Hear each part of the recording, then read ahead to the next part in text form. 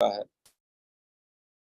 तो ये सबसे बड़ी तो बात ये है, हमें भी इस चीज़ का गर्व है, अभी हम बी कीपिंग कर रहे हैं और हमारे वर्ल्ड के लिए, हमारी कंट्री के लिए, हमारी सराउंडिंग के लिए इतना बड़ा सोशल वर्क भी हमारा अपने बिज़नेस के थ्रू हो रहा है। तो ये चीज़ है सबसे पहले तो बी कीपिंग, एपीकल्चर जो स्टार्टिंग लेवल है बी कीपिंग कि हमें अपने लिए बिज़नेस स्टार्ट करने के लिए हमें बी बॉक्सेस खरीदने हैं। तो जो कि मैंने भी स्टार्टिंग में 2014 में हमने बी कीपिंग स्टार्ट करी, ट्रेनिंग ली, एग्रीकल्चर यूनिवर्सिटी से ट्रेनिंग लेके बी कीपिंग स्टार्ट करी 2014 में और बहुत ही छोटे लेवल पे इसको स्टार्ट किया, एज़ अ फार्मर लेवल पे स्टार्ट किया और क्योंकि बैकग्राउंड भी हमारा जो है वो भी एग्रीकल्चर से ही है। तो 2014 में स्टार्ट करने के बाद धीरे-धीरे हमने अपनी बी कॉलोनीज़ बढ़ाई। बी कॉलोनीज़ बढ़ा के फिर इसके बारे में नॉलेज ली कि जो बी कीपिंग का बिज़नेस है या ये जो काम है, ये माइग्रेटरी काम है। क्योंकि हनी प्रोडक्शन हर स्टेट में अलग-अलग तरह का होता है, अलग-अलग फ्लोरा होता है। फॉर एग्ज़ाम्पल पंजाब में अलग तरह का हनी निकलता है, हरियाणा में अलग तरह का फ्लोरा है, वहाँ पे अलग निकलेगा, राजस्थान का फ्लोरा अलग है, हिमाचल का फ्लोरा अलग है, जम्मू एंड कश्मीर का अलग है। तो जैसे-जैसे हमें नॉलेज मिलती गई तो हमने माइग्रेट करना स्टार्ट कर दिया अकॉर्डिंग टू सीज़न। जैसे फॉर एग्ज़ाम्पल दिसंबर, जनवरी में राजस्थान, हरियाणा में मस्टर्ड मस्टर्ड की क्रॉप बहुत होती है दिसंबर, जनवरी, फरवरी में। तो जो भी बीकीपर अकेले हम नहीं, जो भी 90% ऑफ इंडिया के बीकीपर राजस्थान में बैठते हैं और वहाँ पे मस्टर्ड का हनी जो है वो निकालते हैं। और मस्ट उसके बाद अलग-अलग फ्लोरा जैसे कि मल्टी फ्लोरा हो गया या यूकलिप्टस हनी, रोज़वुड हनी, तो अलग-अलग जंगल एरियाज़ में जाके, हिमाचल के जंगल्स में जाके, जम्मू एंड कश्मीर के जंगल्स में जाके, तो हम जो माइग्रेट करके अपने बीज तो वहाँ से हनी इकट्ठा करते हैं। और चैलेंजेस भी काफ़ी आए क्योंकि जब स्टार्टिंग में न्यू था हमारा काम तो बीज को कैसे हैंडल करना है, हनी बीज मर भी जाती थी, लॉस हो जाता था, विंटर में उसको कैसे हैंडल करना है, समर्स में कैसे हैंडलिंग करनी है उसकी, उसकी माइग्रेशन कैसे करनी है, ये काफ़ी चीज़ें चैलेंजेस थी लेकिन धीरे-धीरे उस चीज़ के ऊपर उसको नॉलेज लेके उसका जो है एक्सपीरियंस करके तो वो चीज़ ने हमने उस चीज़ के ऊपर काबू पा लिया भी नुकसान भी हमारा ना हो और ये चीज़ करते-करते हमारे पास हनी की प्रोडक्शन बढ़ती गई और हमारा ग्रुप भी बढ़ता गया। तो 5 बी बॉक्सेस से हमने स्टार्ट किया था, तो धीरे-धीरे ग्रुप हमारा बढ़ता गया तो जब प्रोडक्शन ज़्यादा हुई तो हम देखने लगे भी अब हम हनी को सेल कहाँ करें? तो सेल करने के लिए हम हनीज़ के जो ट्रेडर्स लोग हैं या और एक्सपोर्टर्स लोग हैं, उनके साथ संपर्क बनाना स्टार्ट किया। तो उनसे हनी बेचना उनको शुरू किया, लेकिन वो भी अ, ऐसा था कि जब तो मार्केट में डिमांड बहुत है, तो हनी का प्राइसेज़ हमें बहुत बढ़िया मिलता था और जब मार्केट में एक्सपोर्ट में डिमांड नहीं है, तो हमें जो है वो हनी का प्राइसेज़ बहुत कम मिलने लगा क्योंकि 90% ऑफ हनी हमारे इंडिया से एक्सपोर्ट होता है। सबसे बड़ी बात जो हनी मस्टर्ड हनी है, सरसों का शहद है, वो क्रिस्टलाइज़ हो जाता है घी की तरह बिल्कुल व्हाइट क्रिस्टलाइज़ हो जाता है। हालाँकि ये भी हमारे इंडिया की कंज़्यूमर को अभी तक नहीं पता भी जो हनी क्रिस्टलाइज़ हो गया वो सही है या नहीं। हर कोई यही सोचता है कि जो हनी क्रिस्टलाइज़ हो गया वो हनी नकली है। लेकिन जो क्रिस्टलाइज़ हनी है वो सबसे बढ़िया रेट पे और सबसे ज़्यादा डिमांड में हमारे इंडिया से एक्सपोर्ट होता है। तो जैसे-जैसे हमने अपना हनी एक्सपोर्टर्स को, ट्रेडर्स को देना स्टार्ट किया, तो वहाँ पे जब मार्केट में फ्लक्चुएशन होती थी, तो तब भी हमें काफ़ी लॉस होता था। जब एक्सपोर्ट में डिमांड है, तो प्राइसिंग बहुत बढ़िया मिल जानी, अगर एक्सपोर्ट में डिमांड नहीं है, तो प्राइसिंग नहीं मिलती थी।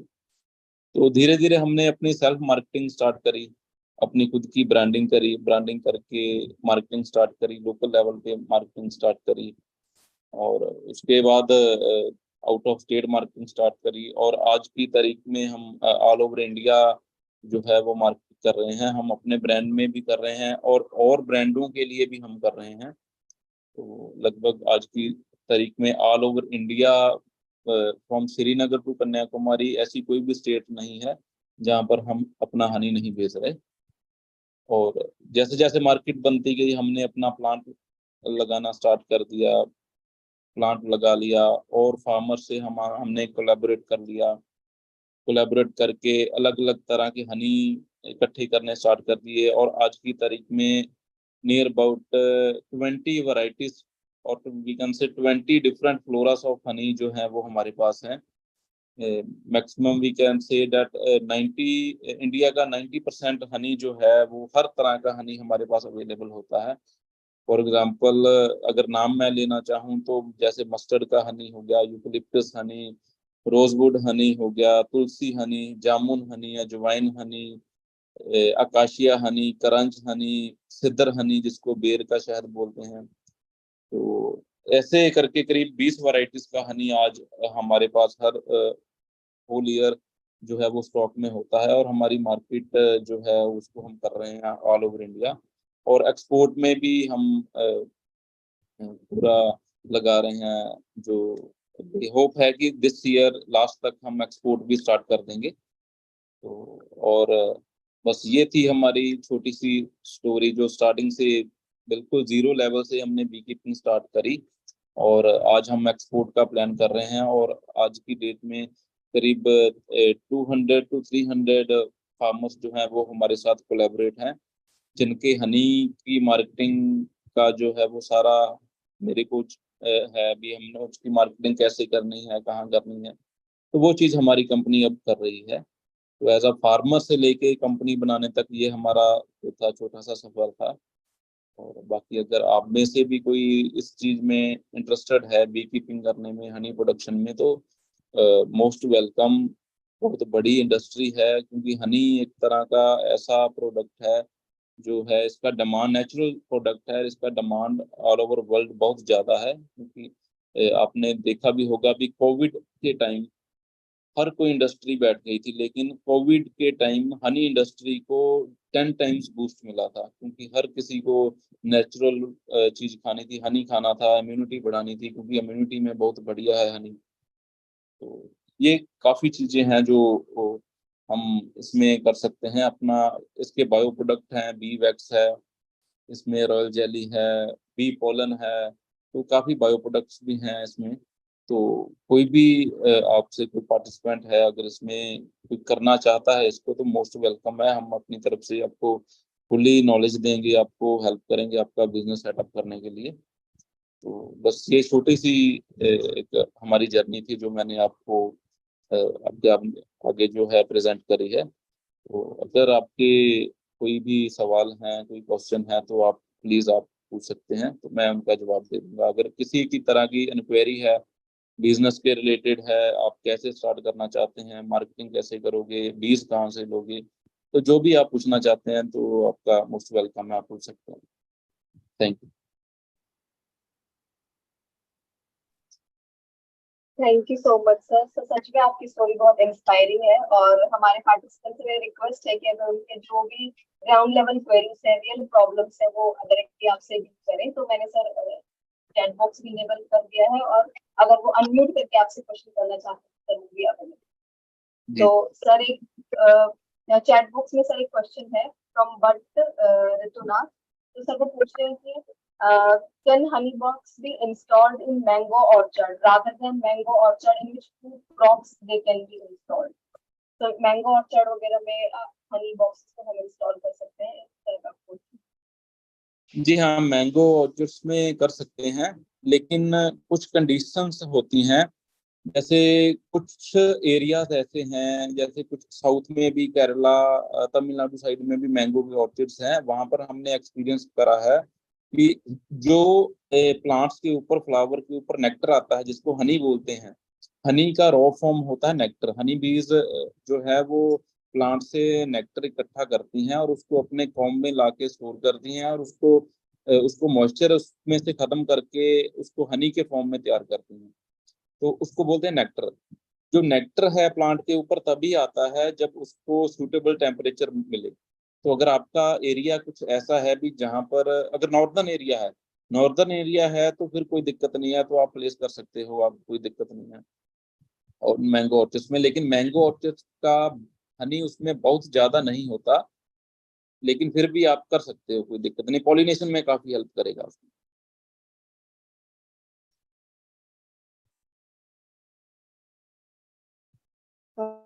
Thank you sir.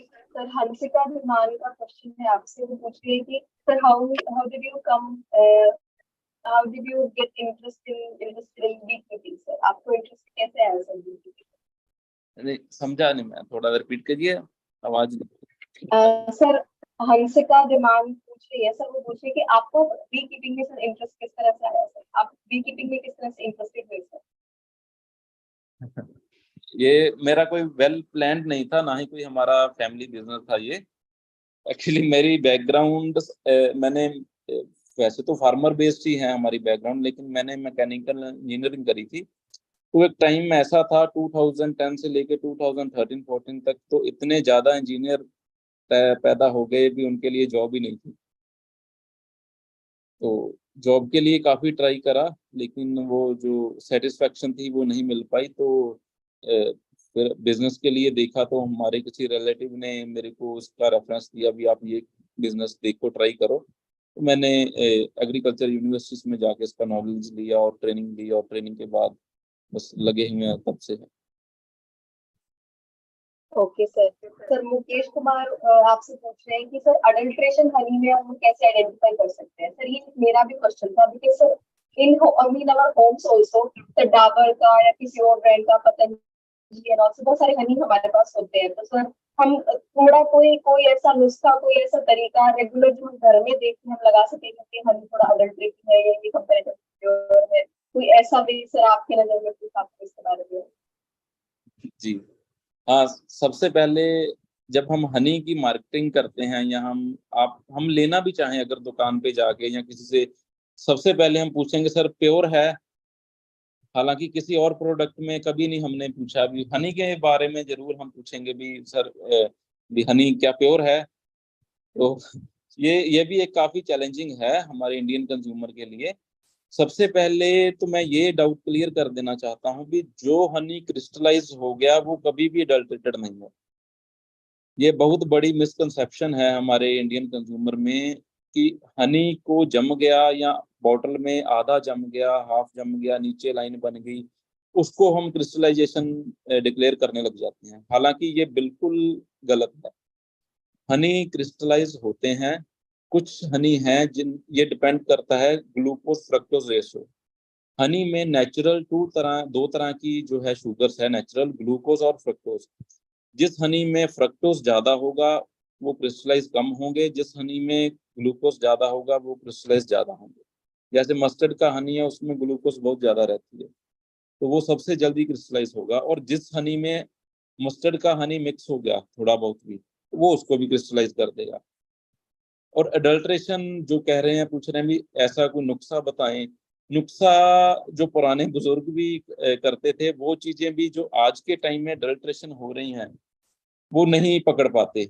आज की डेट में अगर लेबोरेटरी में ही हम टेस्ट करवाएंगे तभी हम इसको चेक कर पाएंगे भी इसमें अडल्ट्रेशन है या नहीं है। नहीं तो आर्टिफिशियली भी लोग ऐसे ऐसे हनी तैयार कर रहे हैं, जो कि आप अगर वो भी घरेलू नुस्खे, अगर उसको आग लगा लो, उसको मिट्टी में डाल लो, उसको पानी में डाल के देख लो, तो अडल्ट्रेशन इस लेवल तक पहुंच गई है। अभी घरेलू नुस्खे कोई भी इस पे काम नहीं कर रहे, तो लैब ही बता सकती है इसमें क्या है क्या नहीं। Thank you sir. सर बट्रितनाथ एक और क्वेश्चन पूछ रहे हैं सर, उनका क्वेश्चन है कि साउथ स्टेट जो तेलंगाना स्टेट है, तो वहां पे अगर हम बी कीपिंग इंस्टॉल करना चाहते हैं तो कौन सी क्रॉप सुटेबल होंगी साउथ की? साउथ में कौन सी जगह? कौन सी क्रॉप्स सुटेबल होंगी सर साउथ की? साउथ में ऐसे है, साउथ में ज्यादा, जैसे इसमें मैं आपको एक दोबारा स्टार्टिंग में मैं बता नहीं पाया, अब दोबारा बताता हूँ। हनी बीज में भी स्पाइसेस हैं, इसकी अलग अलग स्पीसीज है। जैसे एपिस मेलिफेरा है, जो सबसे ज्यादा आज की लेवल में जो कमर्शियल लेवल पे जिसका हनी प्रोडक्शन होता है, उसकी जो स्पीसीज है उसका नाम है एपिस। तो हम भी एपिस मेलिफेरा में ही काम करते हैं। उसके अलावा है एपिस डोरसाटा, जो वाइल्ड बीज है। उसका कहते हैं एपिस डोर्साटा। और साउथ में कुछ जगह पे ऐसा है जो एपिस हरेना नाम की हनी बीज है, उससे प्रोडक्शन हो रही है। जैसे कि वहाँ पे कहीं सनफ्लावर है, जैसे तमिलनाडु के कुछ एरिया, कर्नाटक के कुछ एरिया में सनफ्लावर है, वहाँ पे प्रोडक्शन होती है। मोरिंगा के तमिलनाडु में काफी जगह मोरिंगा की फार्मिंग है, तो वहाँ पे थोड़ी बहुत प्रोडक्शन होती है। हालांकि 90% हनी नॉर्थ से ही जाता है, लेकिन वहाँ कमर्शियल लेवल, बहुत बड़े लेवल पे बी कीपिंग नहीं हो रही, ना ही प्रोडक्शन हो रही। उसके अलावा जैसे केरला में रबड़ हनी है, रबड़ के प्लांट्स बहुत हैं, उसका हनी काफी बनता है वहाँ, लेकिन उसकी क्वालिटी या उसका पैरामीटर्स इतने अच्छे नहीं है, वो हमारे इंडियन मार्केट में वो इतना बढ़िया चलता नहीं है। तो नॉर्थ को ही ज्यादा प्रेफरेंस दी गई है बी कीपिंग के लिए, क्योंकि यहाँ पर हर तरह का मौसम है, हर तरह की जो क्रॉप्स है। तो साउथ में है तो है, लेकिन ट्राई कर सकते हैं, एप्पी सरेना नाम की बीज है, उससे हम ट्राई कर सकते हैं, लेकिन उसकी हनी प्रोडक्शन बहुत कम है। Thank you sir. Sir Subbaramani Reddy पूछना चाह रहे हैं कि सर जब हम ये वेंचर स्टार्ट करें, हनी बी स्टार्ट करें, तो कोई इक्विपमेंट्स या कोई किस तरह के कोई इक्विपमेंट्स की भी हमें जरूरत पड़ती है सर बी कीपिंग करने के लिए? जी, इक्विपमेंट से सबसे पहले तो आपको हनी बीज चाहिए, हनी बीज बॉक्स चाहिए जिसमें आपको हनी बीज डालनी है। उसके अलावा आपको हनी एक्सट्रैक्टर चाहिए, जिसमें एक्चुअली बॉक्स के अंदर क्या होता है, बॉक्स के अंदर लकड़ी के फ्रेम होते हैं, और लकड़ी के फ्रेम के अंदर जो है वो मधुमक्खी छत्ता बनाती है। तो जब भी हनी उसमें इकट्ठा हो जाता है, तो हम वो हनी इकट्ठा करके वैक्स के साथ उसको सील्ड अप कर देते हैं, और सील्ड होने के बाद जो है हम उसको वहां से निकाल के हनी बीज को वहीं पर छोड़ के, तो एक्सट्रैक्टर आता है जो सेंट्रीफ्यूगल फोर्स के साथ पूरा साइंटिफिक वे के तरह, तो उसको हनी एक्सट्रैक्ट हो जाता है। जैसे उससे पहले नाइफ आती है, नाइफ से उसको हम सीलिंग कट करते हैं, जो कॉम्ब होती है। कुछ कुछ चीजें ऐसी हैं जो थ्योरेटिकली मैं अगर बताऊंगा तो शायद ना समझ लगे, तो प्रैक्टिकली देख के या कुछ वीडियो वगैरह फोटोग्राफी देख के शायद अच्छी बेहतर समझ लगेगी उस चीज की। तो मेन तो यही है कि बी बॉक्सेस हैं चाहिए हमें, और उसके हनी एक्सट्रैक्टर चाहिए। बस ये एक दो चीजें हैं हमें जो बी कीपिंग के लिए स्टार्टिंग में चाहिए। सर एक लास्ट क्वेश्चन और फ्रॉम मुकेश कुमार। सर वो पूछ रहे हैं कि अगर कोई फार्मर मस्टर्ड फार्म पे इनवाइट करते हैं जो पॉलन कलेक्टर्स होते हैं उनको, तो अगर पॉलन कलेक्टर्स को मस्टर्ड फार्म पे इनवाइट करें तो सर क्या वो एडिशनल सोर्स ऑफ इनकम हो सकता है फार्मर्स के लिए? वो कितना बेनिफिशियल होगा? अगर कोई फार्मर इनवाइट करता है, हाँ जी सर, हाँ जी। जी, इसमें ऐसे है, हमारा इंडिया या हमारे इंडिया के फार्मर्स उतने ज्यादा अभी तक अवेयर नहीं हुए, कि उनको पूरा नॉलेज नहीं है। हालांकि अब तक हमें भी कई कहीं जगह से जो है वो विरोध सहना पड़ रहा है भी, हमारे फार्म के पास, हमारी जो है मस्टर्ड के पास आप बी बॉक्सेस मत रखो, ये हमारी सरसों खा जाएगा, ये नुकसान कर देगी, ये ऐसे कर देगी। हालांकि ये अवेयरनेस नहीं है। तो ये काफी चीजें हमें फेस भी करनी पड़ती हैं, लेकिन जैसे कुछ जगह ऐसी हैं, जैसे गुजरात में अनार की खेती बहुत है, अनार के बाग बहुत हैं, तो वहां पर हमें बी कीपर्स को वो अपनी तरफ से रेंट भी देते हैं, वो ट्रांसपोर्ट चार्जेस भी देते हैं, क्योंकि उनको पता है अगर बीज उनके बाग में हम बी बॉक्सेस रखेंगे तो उनकी प्रोडक्शन 10 टाइम्स बढ़ेगी, या उनकी प्रोडक्शन ही तभी होगी जब तक वहां पे बी बॉक्सेस हम नहीं रखते। तो उसके अलावा हिमाचल में है, श्रीनगर में है एप्पल फार्मिंग, जहाँ पे एप्पल के ऑर्चिड्स हैं, तो वहां पर भी बॉक्सेस हमें डिमांड से स्पेशल मंगवाए जाते हैं, वहां पे रेंट मिलता है, हमें ट्रांसपोर्ट चार्जेस मिलते हैं। तो ये चीजें हैं, लेकिन मस्टर्ड का एरिया ऐसा है कि मस्टर्ड में अभी तक वो चीजें नहीं है, क्योंकि मस्टर्ड के टाइम जैसे और भी काफी तरह की वाइल्ड बीज भी आ जाती हैं। तो उसके अलावा जैसे भंवरा जिसको बोलते हैं, भंवरा भी उस टाइम आता है। तो लोग उतना ज्यादा अवेयर नहीं है, लेकिन जहां पर जैसे हिमाचल में है, बहुत ज्यादा ठंडी रहती है, वहां पर बीज नहीं है, तो उनको उस चीज का वैल्यू है भी, हमें बीज हम यहाँ मंगवाएं और जिससे हमारी एप्पल की प्रोडक्शन बढ़िया हो। Okay sir, thank you so much sir. Sir एक और क्वेश्चन है सर। Like sir, अभी different flavors of honey, like as you said, sir, 20 flavors of honey available है sir. तो सर वो क्या वो फ्लेवर उनकी क्वालिटी को भी कम या ज्यादा करते हैं, या फिर sir just to give some flavor वो different flavors है, या सर उनकी कुछ क्वालिटी पे भी फर्क पड़ता है? जी हाँ, क्वालिटी में फर्क नहीं कह सकते हम। अगर अकॉर्डिंग टू फ्लोरा, हम फॉर एग्जांपल अगर किसी हिमाचल के जंगलों में से शहद इकट्ठा किया हुआ है और वहाँ की कोई जड़ी बूटी, कोई पेड़ पौधे ऐसे हैं जिनकी मेडिसिनल वैल्यू बहुत ज्यादा है, तो वो अगर उस चीज से बना हुआ हम हनी खाएंगे तो ऑटोमेटिकली उसकी हमारी खाने पे मेडिसिन वैल्यू भी बढ़ जाएगी, हमें ज्यादा बेनिफिट मिलेगा उस चीज का। और कोई हनी है जो मस्टर्ड से निकाला हुआ है, तो मस्टर्ड का हनी जो मस्टर्ड के कह सकते हैं उसमें गुण है, तो न्यूट्रिशन वैल्यू है, वो चीज हमें मिलेगी उस चीज की। तो फ्लेवर का बस यही है, और क्वालिटी वाइज कुछ नहीं है। अभी वो अगर इस चीज का हनी है तो वो बेकार है, और इस चीज का हनी है वही बेहतर है। और सभी का अलग अलग न्यूट्रिशन वैल्यू है, बस ये चीज है इसमें। ओके सर, सर क्वेश्चंस हो गए हैं सर। सर अभी आपका कुछ ईमेल एड्रेस कुछ पार्टिसिपेंट्स ने सर डिमांड किया, तो वो हम प्रोवाइड कर देंगे सर पार्टिसिपेंट्स को। अगर किसी को सर आपसे कांटेक्ट करना हुआ तो sir they will directly contact and okay, yes sir, thank you so much sir. Sir बहुत इंस्पायरिंग स्टोरी है, और हम आपको बेस्ट ऑफ लक विश करेंगे सर आपके आने वाले वेंचर्स के लिए और आपके एक्सपोर्ट टू अदर कंट्रीज के लिए। So sir, thank you for making us proud. Thank you for making India proud, sir. Thank you so much. Okay, thank you, welcome welcome, thank you. Thank you, sir.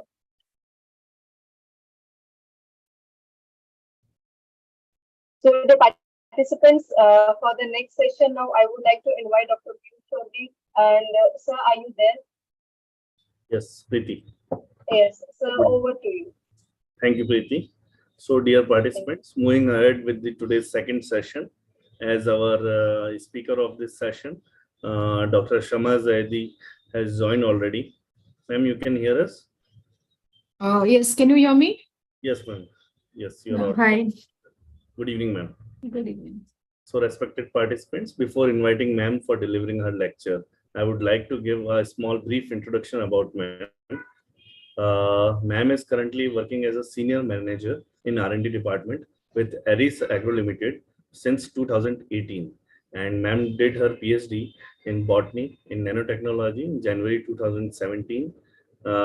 Ma'am did her MSc in plant biotechnology from Ramarian Ruia College, Matunga, Mumbai, and also did BSc in botany and vocational biotechnology in 2002. Ma'am is having an excellent academic career, and ma'am has secured top positions in the Mumbai University at the postgraduate level in 2004. Along with ma'am was also awarded with the JRD Tata Scholarship for her MSc and her BSc degree course program.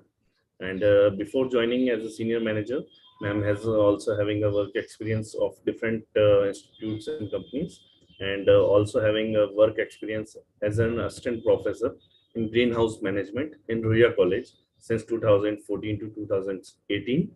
Ma'am has also worked as a lecturer in Department of Herbal Science in Ramuria College from 2010 to 2014, and also worked as an associate data manager in Privileged Paraceuticals India Private Limited in 2005. Ma'am has presented her work of research in various workshop seminars at national and international level, and has been awarded with number of oral and poster awards. Also, ma'am has done many participated in many projects in trainings, and have also delivered a number of lectures on nanotechnology, greenhouse, exotic vegetable cultivation, basic nanotechnology in applications. Along with this, ma'am has written a several number of publications, among which most popular are for the importance of micronutrients for crop production, nanotechnology in world of agriculture, and many such related to the biotechnology, and among which one of the most important one is also is synthesis and characterization and antibacterial activities of silver nanoparticles. These are work of interest of ma'am, which ma'am has published in various reputed journals. So it's a great day that ma'am you are with us today. So I would like to invite you, ma'am. Over to you, ma'am. Thank you so much for that introduction. Hello, good evening, everyone. So I am supposed to be sharing my views or a small presentation on hydroponics, which is an upcoming technology nowadays in the field of agriculture. So without taking too much of your time, I will sort of start with the presentation. Okay, can you see the screen? Yes, ma'am, it's visible. Yeah, and am I audible as well? No yes, problem. ma'am, audible and visible perfectly. Okay. So basically, I will try to cover up this technology, which is gaining quite a momentum in the current months, in the current years, I could say. So just to give you an overview of what this technology is all about. Do you want me to conduct in English, or do you want it as a mixture of English and Hindi? Dr. Piyush? Ma'am, it can be in both. We can go for the English. English? Okay, so we go for English. Okay. So basically, agar hum hydroponics as a technology, if we go to understand, what you have to understand is what is different. Hydroponics में normal traditional जो plant growing method है, उससे hydroponics different कैसा है? तो वो समझने के लिए एक बहुत important चीज होती है, वो है soil. हमको पता है सॉइल का महत्व क्या है, what is importance of soil in plant cultivation. Okay, so we know that definition अगर हम देखेंगे तो स्कूल लेवल से हमको सॉइल का डेफिनेशन बताया गया है कि it is a surface material on the earth and it consist of particles and organic matter and उसमें बहुत अच्छा प्लांट ग्रोथ होता है. ओके, और उसका फंक्शन अगर हम देखेंगे इन रिलेशन टू प्लांट्स, तो बेसिक फंक्शन उसका ये होता है कि it provides support to the plants. Okay, what kind of support? मतलब जो plant के root से उसको वो bind करके रखता है और उसके वजह से plant vertically अच्छे से grow हो पाता है. If your soil is loose, that means the root is not held strongly and the plant will dislodge. Okay, so basic function root का soil का ये होता है कि वो plant को support provide करता है. एंड दूसरा most important function is it is a source of water and nutrients. हम जो भी प्लांट के ग्रोथ के लिए डालते हैं, जो भी फर्टिलाइजर या पानी जो भी हम डालते हैं, वो हम सॉइल में डालते हैं और सॉइल से वो प्लांट के रूट में जाता है और वो रूट से पूरे प्लांट में ट्रांसलोकेट होता है, वहां से जाता है. तो बेसिकली सॉइल के ऊपर मैंने क्यों फोकस किया है कि हाइड्रोपोनिक्स और रेगुलर एग्रीकल्चर में सबसे बड़ा डिफरेंस है सॉइल. तो hydroponics we'll come to that later on again to soil. जो what are the other growth requirements? अगर हम देखेंगे कि जो प्लांट को ग्रो करने के लिए सॉइल तो हमने देखा कि बहुत इंपॉर्टेंट है. ओके, उसके साथ साथ सिर्फ सॉइल होना सफिशिएंट नहीं है. It is not the only thing. You need the proper temperature, क्योंकि आपने देखा होगा कि हर जगह पे एक ही टाइप का वेजिटेशन नहीं होता है. Why? That is because of the temperature that is there of that region. Okay, the water, okay, and the food that you're giving the plants to grow, okay, and where you are growing those plants. So all these are the other important growth requirements. Okay, now coming back to soil, what is different in hydroponics and traditional agriculture? Okay, hydroponics का मतलब होता है, hydro means water. So basically आपने soil निकाल दिया है and you are growing plants in water. Looks difficult but it can be done. Okay, so when we spoke of the growth parameters, we will compare every parameter with in hydroponics and in the conventional method of growing plants. Light, आपको दोनों में, both, whether you are doing hydroponics or whether you are doing conventional, you need light. Now, what is the source of light? Sunlight. Sunlight is extremely important to grow plants. Okay, but in hydroponics, as a new technology, you also can use artificial lights. Okay, so nowadays people are even growing plants in godowns or in subways, in closed rooms where there is no sunlight. So how are they growing? They are growing with the help of artificial lights. Okay, so temperature. You need temperature in soil growing plants. You need to maintain your temperature in hydroponics also. So in both types of cultivation, you need to maintain the temperature. Okay, as per the plant need. Okay, जैसे हमने बताया, as I was telling you, that there are certain plants which are seasonal. You get mango only in a particular season, or you'll get green peas in a particular season. Okay, so that is because of the temperature. Then food means nutrients. Okay, whatever fertilizer or whatever nutrients that you are adding, I will talk on this in detail in my subsequent slides. So whether you are growing in soil, whether you are growing using hydroponics, you have to supply plants the food that it needs. Now food for the plants is nothing but major and minor elements. जैसे हमारी body में we need carbohydrates, we need proteins, we need fats. Okay, we also need vitamins. We also vitamins and some other supplements that you need, some other mineral elements that you need. Okay, same way, even plants need major and minor elements for good, healthy growth. Okay. Now, room to grow. What do you mean by room to grow? If you are growing in soil, suppose the size of the pot. Okay, you cannot grow a tomato plant in a small pot. And you need not grow, like, say, leafy vegetables in big pots, which are very deep. So room to grow, you have to select as per what you are growing. In both the cases, you can grow, whether you are growing on a bed, you have a bed that you make in the field, okay, or you grow in the pot, or you grow in the field. Wherever you are growing, the plant roots will need some room to grow. Okay. Water, you need water in soil growing also, you need water in soilless growing also. Okay, and it is as per the plant need. Okay, now if whatever questions you have, you can please put it in the chat. Okay, now we'll try to understand hydroponics. Hydroponics is a new technique. So 3 questions that you need to find answers for. Okay, one is, what is hydroponics? Okay, why are people switching to hydroponics? Okay, what is the reason for you to start doing hydroponics, or why are people getting so interested in hydroponics, and how do you do it? Okay, so there are these 3 basic questions that you need to understand today as a basic concept of hydroponics. Now, if you go to see, now it has suddenly become a big concept, but remember that hydroponics is a growing technique. It's not magic. It's just an alternate technique to growing plants. Okay. The basic plant requirements, which we saw in the earlier slide, the sunlight, the water requirement, the food requirement, the temperature. Okay. These basic plant requirements are the same, whether you are growing through hydroponics or whether you are growing through the soil. So it's just an alternate technique. The plant requirements do not change. You have to still give the plant the amount of sunlight that it needs, the amount of nutrient that it needs, whether you are growing hydroponically or you are growing in this. Hydroponics is not organic. Get this thing very clear. It is residue free. We try not to use pesticides. In fact, we do not use 99% of the times we do not use pesticides when you are growing hydroponically. Okay, so it is residue free, but you cannot call it organic, and it is not magic.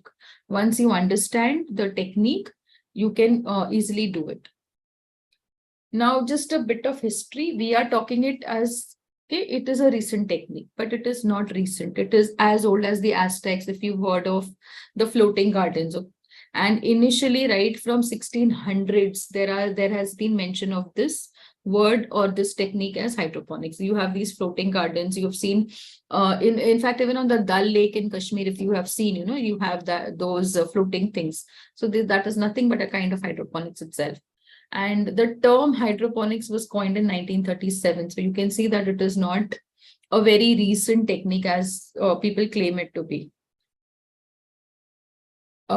So this is just for your understanding. One important thing is people have been using hydroponics in NASA in space explorations also. Now, why do you want? So now we've answered the question as to what is hydroponics. We've seen that it is an alternate growing technique. Why? The next question that we had to ask was, why do you need to do hydroponics? What are the advantages? So if you see that when you are growing plants hydroponically, so you have eliminated soil, there is no soil. And if you see, there is 70% of plant diseases are soil borne. It comes from the soil. So if you actually eliminate soil, you have eliminated almost 70% of the diseases. Once you've eliminated the diseases, the lesser pesticides you are going to use. Second thing is hydroponics focuses on root growth, healthy root growth, because you are just concentrating on the nutrition part of it. You are just concentrating on giving it the exact thing. You are having good root growth, which will ensure the nutrient uptake. The nutrients that the root takes up is extremely improved. The nutrition is very good. There are no soil-borne diseases, as I told you. You can control. Now, when we see the systems, how do you do it? Then you will understand that it can be controlled. Today, we are so used to having everything on the click of a button. So all these hydroponic systems can be controlled. The greenhouses that you make for growing these kind of vegetables and fruits, you can actually control even the greenhouses. So you can automate the system. You can have an app. You can design your entire planting schedule, your harvesting schedule. Everything can be automated. Everything can be controlled by an app. So you can control and automate the system. You can maximize your growing space. Now, this is one point. If you just give me a few minutes, I'll make you understand. Maximizing your growing space means if you are growing only on the ground, you are only using one level. But if you grow vertically on the same piece of land, the amount of tiers that you put up vertically, that much increase in produce you will get. So if you have like 3 tiers on the same piece of land, that means you have multiplied your output by 3 times. So that is how that is what you mean by maximizing the growing space.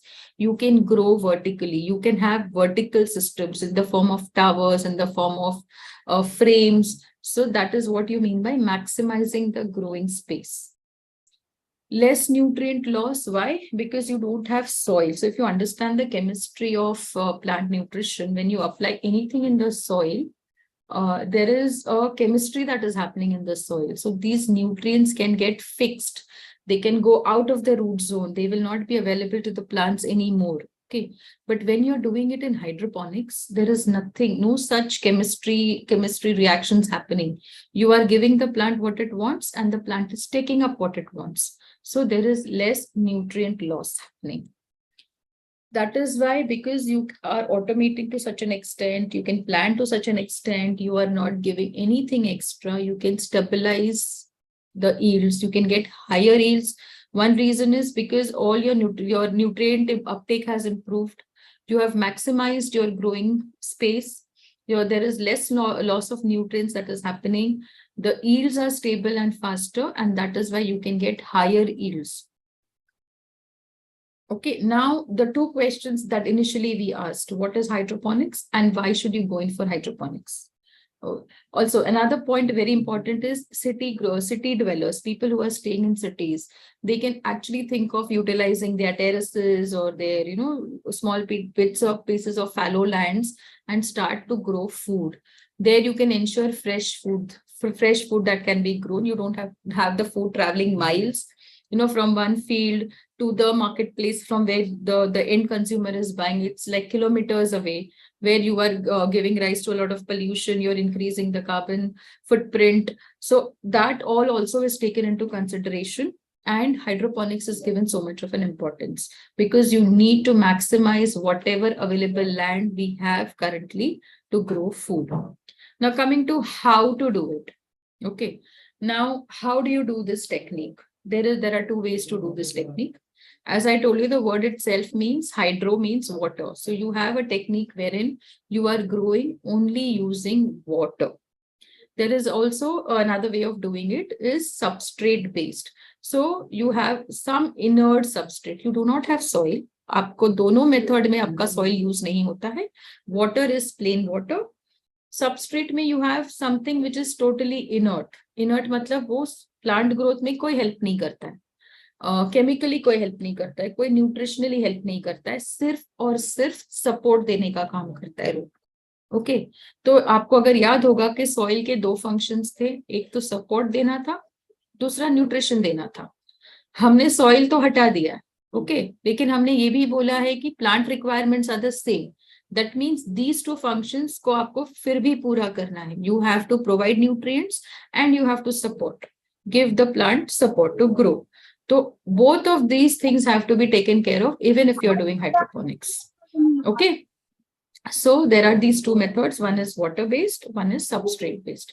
Substrate is an inert material जिसकी खुद की कोई fertility नहीं है, कोई nutrition वो provide नहीं करेगा, सिर्फ और सिर्फ support देगा.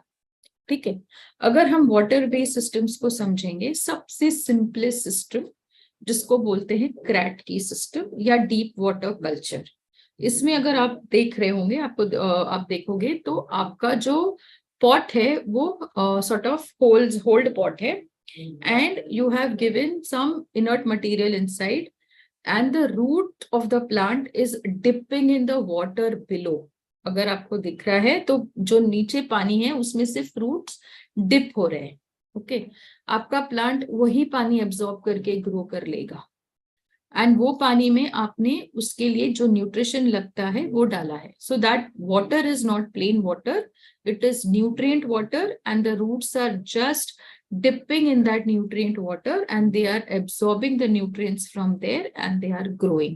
You do not have to do any ploughing, you do not have to do any manuring, you do not have to do any weeding. ये सब कोई चीज आपको करने की जरूरत नहीं होती है इस पर्टिकुलर मेथड में. You just have to see that the root of the plant is dipping in the nutrient water.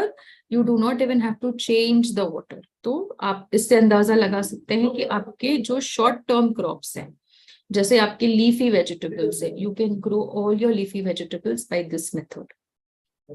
Second method is in the water based system is a Dutch bucket system. इसका नाम Dutch bucket इसलिए कि इसका first discovery Holland में हुआ था, इसका designing वहां हुआ था, इसके लिए उसको डच बकेट बोला जाता है. CRAT. Okay, so I am just showing you all the systems together mainly because जो CRAT की है वो सबसे पहला डिजाइन किया हुआ वाटर बेस्ड सिस्टम है, and it is the simplest of design. One more thing that is lacking in the CRAT की system is ये circulating नहीं है.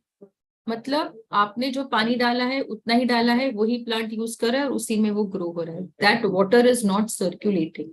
But in the other three systems, in the Dutch bucket, in the NFT, in the above and flow, whatever water that you are using, nutrient water that you are using, it will circulate through the system. Okay, that means it is flowing through the system. जो excess पानी है वो वापस से नीचे आता है और फिर main tank में it comes back. So basically you have a closed system or a circulating system in water-based systems. Okay, so Dutch bucket, NFT, and ebb and flow. All these three are active systems, circulating systems where water is conserved. This is another major advantage of hydroponics. कि आपको हर बार अलग पानी लाके नहीं डालना है. आपने जो इनिशियली टैंक में पानी डाला है, depending upon how many plants you are growing, आपने पानी डाला है, आपको न्यूट्रिशन पानी में ऐड करना है, and that water is circulating in the system. Another thing, remember automation. So you can actually time it out. आप टाइमर लगा सकते हैं कि आपको कितने टाइम बाद आपको वो सर्क्यूलेशन साइकिल फॉलो करना है. That you can time it out. So timer based हो जाएगा. आपको कोई हाथ गंदे नहीं, again no weeding, nothing you have to do, no ploughing, no manuring. Whatever you have to do is adding the nutrients in the main tank and the water will flow. So Dutch bucket looks like your pots and you have to grow one plant in one pot. Okay, this Dutch bucket system is extremely suitable for your tomatoes and your cucumbers, zucchini, colored capsicum, all those vegetable plants. You can grow in these Dutch bucket systems. NFT stands for nutrient fill technique. So again, it's a circulating water-based system. Here also, if you see, you have pipes. These pipes will have inlets on one end and outlets on the other end. And all the pipes are connected to one common drain pipe. That drain pipe will take the nutrient water back to the main tank. So that is how it will keep circulating the water again and again. NFT systems are more suitable for your leafy vegetables like your lettuce, pak choy, or even spinach. People are also doing spinach in it. The last system is ebb and flow. That is not very common. Mostly it is used in nurseries, where you have to raise saplings. So ebb and flow systems are basically used in nurseries. So basically what you do is you have a basin and a sink down. So how you block your, suppose how you block your wash basin and then you gather water and then you just open the drain and the entire water comes down. That is exactly what happens in ebb and flow. So you have one cycle of filling, you fill, and after that, suddenly you will remove it and the entire water that has gathered will come down into the drain below. So again, there you are recirculating it. It's the same water that is being used to fill also and drain also. Mostly it is used in nurseries. Okay. All the techniques you see that the water is being absorbed from below. आप ऊपर से पानी नहीं डाल रहे कहीं पे भी. आप जैसे वाटरिंग करते हैं हम रेगुलरली और प्लांट्स को नॉर्मली जो वाटरिंग होता है वो हाइड्रोपोनिक्स में नहीं हो रहा है. सारा एब्जॉर्प्शन, सारा nutrient absorption through the roots it is happening from below. Okay. Now these, as I told you, these are also called as circulating systems because आपका closed loop है. आपने जो पानी से start किया था, हाँ, you may top up sometime because the roots are absorbing. आपका पानी का level कम होगा. Okay, so you'll have to top up the nutrient water, but you don't have to change the entire water. So these water-based systems are also called as circulating systems or active systems. So this is one advantage of hydroponics, that it can also help you to save water. Now coming to the other type of system that is used in hydroponics is substrate-based systems. So if you see, they look more or less like your traditional farming होंगी. जैसे आप अगर left hand का picture अगर आप देख रहे होंगे तो it looks like you are growing it in beds और you are growing it in grow bags, but these are called as troughs. और ट्रफ के अंदर हमने इनर्ट सबस्ट्रेट भरा हुआ है. So what are the examples of these inert substrates? You have rock wool, you have clay balls, you have coco peat. India में सबसे ज़्यादा coco peat use होता है. In fact, I think 99% of the places in India they use coco peat. Coco peat is nothing but जो coconut होता है ना, coconut के ऊपर का जो fibrous part होता है, जो coconut industry का waste है, that is used, and that coco peat is used to grow in hydroponics. Okay. So you have these substrate-based systems wherein you have filled it with an inert substrate. In India, majorly it is coco peat. You can put a drip line to these kind of systems as well. Okay, there also you can time it out. Okay, nutrient water आपको देना है. आपका drip का outlet is near the roots, जैसा आपका regular farming में होता है. The only difference is regular farming में आपने soil डाला हुआ होता है, इसमें आपने एक inert substrate डाला है. Okay, and you can use these substrates. Okay, the difference between substrate based systems and water based systems is यहाँ पे पानी circulate नहीं होगा. यहाँ पे जितना आपने डाला है it will run to waste, यानी जितना है उतना ही रहेगा. You cannot collect extra water back. That is why these systems are called as passive systems or non-circulatory systems. These are also good for growing your vegetables. Okay, these systems, Dutch bucket, these systems are all very good for growing vegetables because it has enough room for the root to grow well. The roots have to be little deep. They can go a little deep in these kind of systems. NFT, Kratky, ebb and flow, these are not good for vegetables. They are better suited for leafy vegetables. Okay. Now, how does it work? Now we have seen the system and I kept on talking about nutrient waters. I also said that why hydroponics is good because it is favoring a lot of wide root development. Now the entire concept of hydroponic where we saw many times no wastage, less wastage of nutrients. Now how do you design these nutrients? So nutrients are the major concept in hydroponics. So in hydroponics, you are considering the plant age and what it needs. Okay. So if you are giving it exactly in the amount that it needs, okay, so it can absorb whatever it needs and there is less wastage. It's all about healthy roots. They are more vigorous. So plants that are grown hydroponics are more vigorous because little energy is diverted into searching for water and nutrients. Now let me just explain this. When you are growing plants in soil, the roots are growing and the roots are absorbing whatever nutrient that you're giving it. It may so happen that the nutrients are not near the roots, so they have to grow. They have to go in search of nutrients. They have to go in search of water. That going in search of nutrients and going in search of water needs energy. The plant root has to spend energy to grow in search of nutrients. In hydroponics, what you're doing, they are growing in water. Everything is very near to the roots. So they do not have to spend energy to go in search of nutrients. Second point, it is the nutrients that you're adding is in a form that the roots can immediately take up. Okay, so they are saving all their energy into going in search of nutrients. That energy they will channelize in fruiting. That is why plants that are grown hydroponically are growing more vigorously. Remember, stable and faster yields is because of this also, because you are giving nutrition, whatever it needs, right near the roots in the form that it needs, in the amount that it needs. So there is no wastage of energy to go in search. And that is why you will always see good, thick, clustered white root growth in hydroponics. Now, coming to understanding the nutrients, which I told you is the most important aspect of growing hydroponically.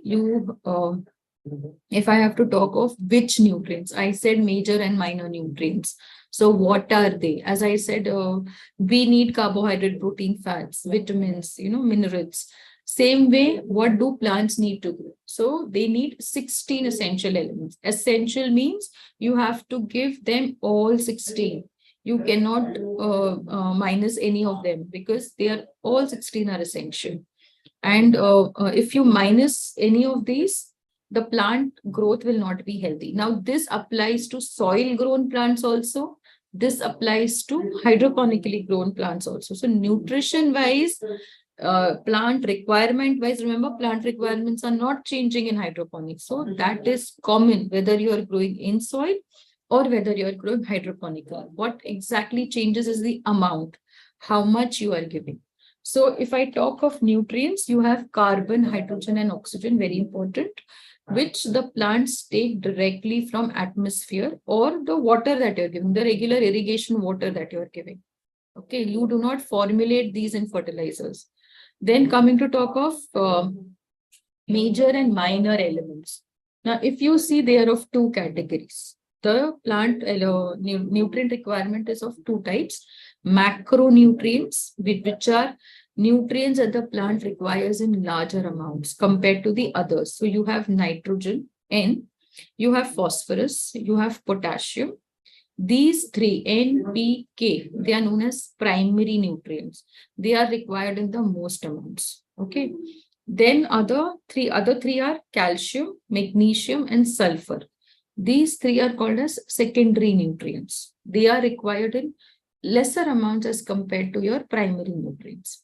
Then comes the 6 micronutrients which the plants need: zinc, iron, copper, manganese, molybdenum, and boron. So these 6 are micronutrients. They are required in much lesser amount as compared to the macronutrients. But nevertheless, both of these macro and micronutrients are absolutely essential. You cannot eliminate even one from this. Okay. Now, this I said is common in soil growing also, in hydroponics also. Now, let's come back to hydroponics. How do you utilize these nutrients in hydroponics? So when you formulate a nutrition, recipe, a nutrient recipe for growing plants, you can do it in 2 ways. You use it as a 2-part nutrition, or you use it as a 3-part. Now, what do you mean by 2-part and 3-part? So basically, you have 2 solutions in the 2-part. Now, what are these 2 solutions? These 2 solutions will incorporate all these 12 nutrients that are absolutely essential. A and B does not mean A is macro and B is micro. It's not like that. It is A and B depending upon the compatibility of the nutrients. Okay. So you have solution A, solution B, crop specific to the crop that you are growing, because the crop requirement will change. Another thing to note here is, as the plant grows, as it changes from one stage to the other stage, the requirements will change. Which requirements? Nutrient requirements. For example, if I give you a human example, you have a baby, a just born baby is the mother's milk is sufficient for it. So for say the first 4-5 months, if you don't give it anything from outside, it's okay. It can thrive on the mother's milk. As it starts growing bigger, as it gets into the toddler stage, it needs more nutrition. As it grows a little more infant, you have more nutrition, then a teenager, then an adult. So as the baby is growing, its nutritional requirements are changing. Similarly, in plants, when the plant, they have growth stages. So the minute you put the seed, the germination, okay, the first stage, which is germination, it can happen only in water. You don't need any nutrition for germinating a seed. The seed will germinate in darkness and in water, okay, moisture, humidity. Next stage is the transplanting or the vegetative growth, where there is only leaves that are growing. The plant is picking up height and there are only leaves. This is the first stage, which is the vegetative stage. Here, the nutritional requirement is different. The next stage is the flowers, okay, which is a reproductive stage of the plant. So the plant will start to flower. So when it starts to flower, again, its nutritional needs will change. After flowering, you have fruiting, okay. So when it goes into the fruiting stage, the nutritional requirement will change.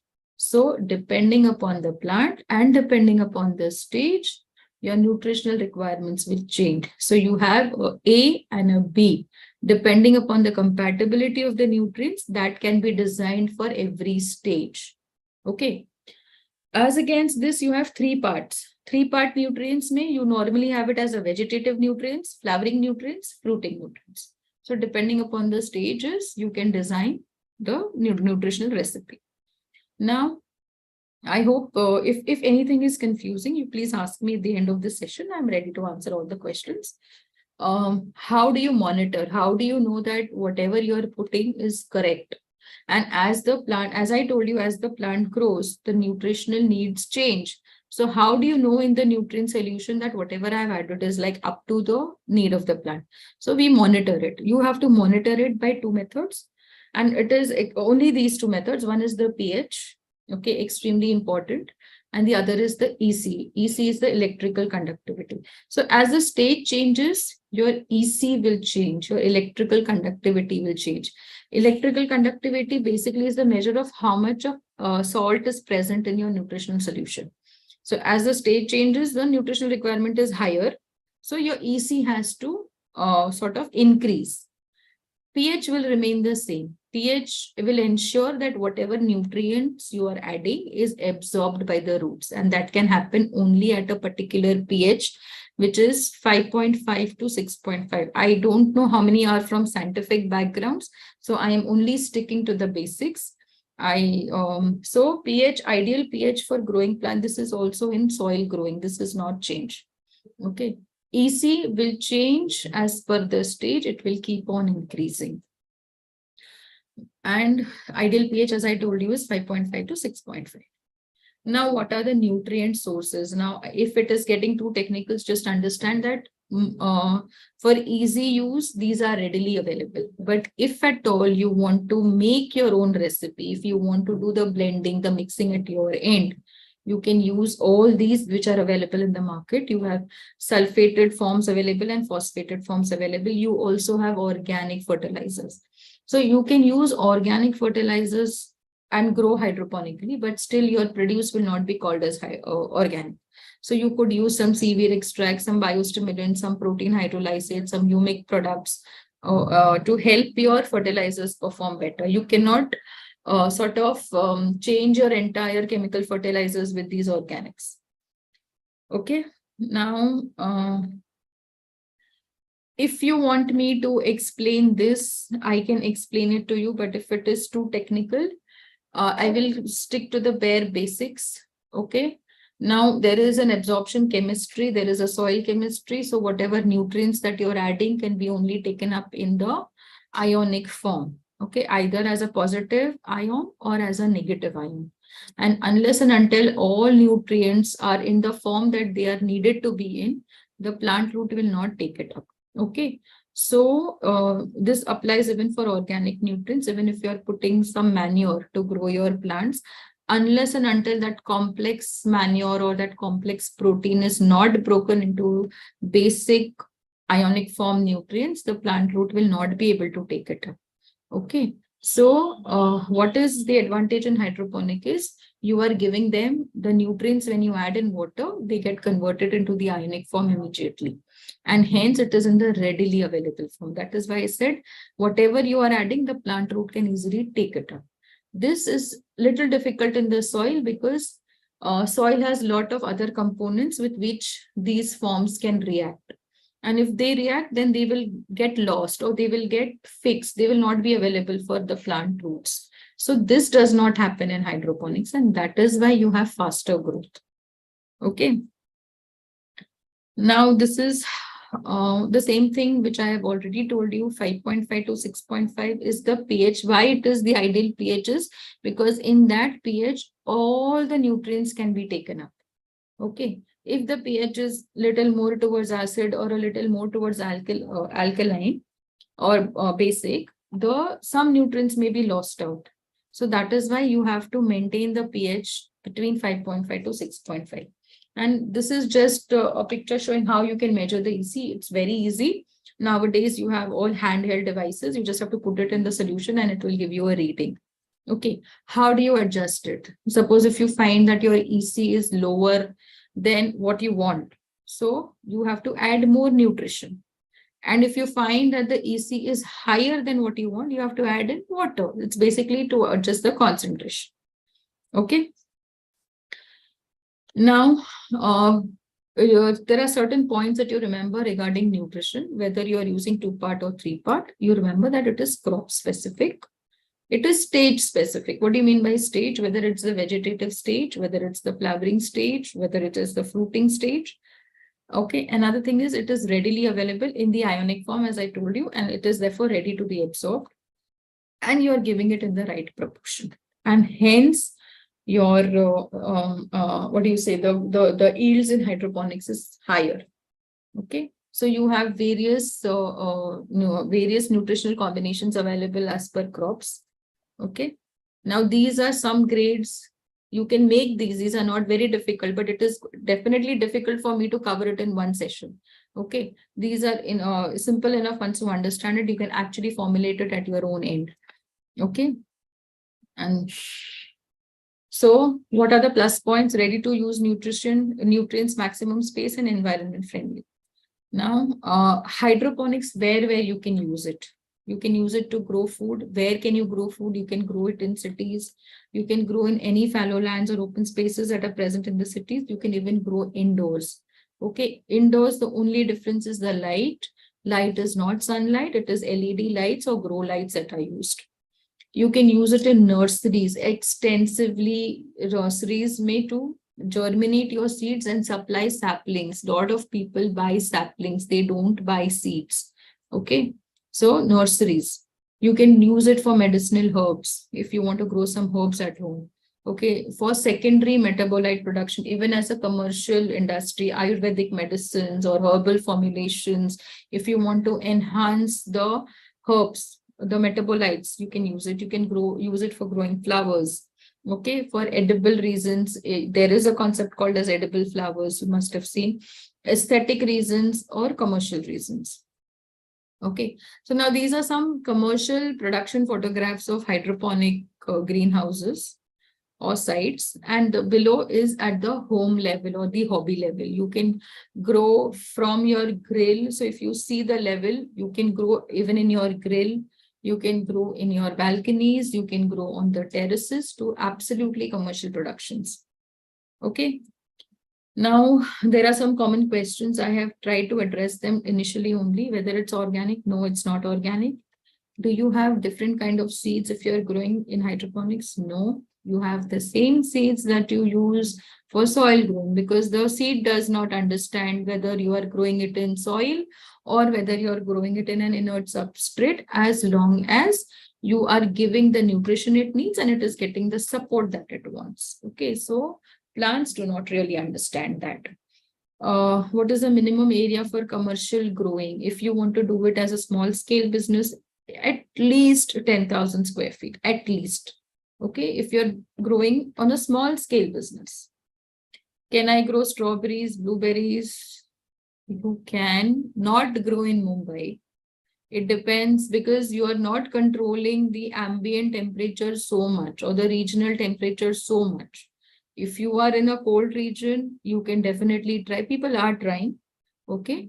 So if you are growing, say in or staying in colder regions, you can try definitely. Blueberries people are trying now. So it depends on the season, maybe not throughout the year, but at the apt season. Cost of the setup will depend on what you want to grow. Okay, so if you are only growing leafy vegetables and if you want it completely automated, completely digitalized, completely controlled, the cost is going to be that high.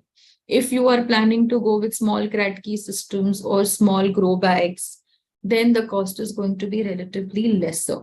Okay, but everything depends on what you want to grow and where you are trying to sell. Okay. Do we have separate nutrients? Formulation wise, maybe yes, but the sources are the same. We are formulating from exactly the same sources.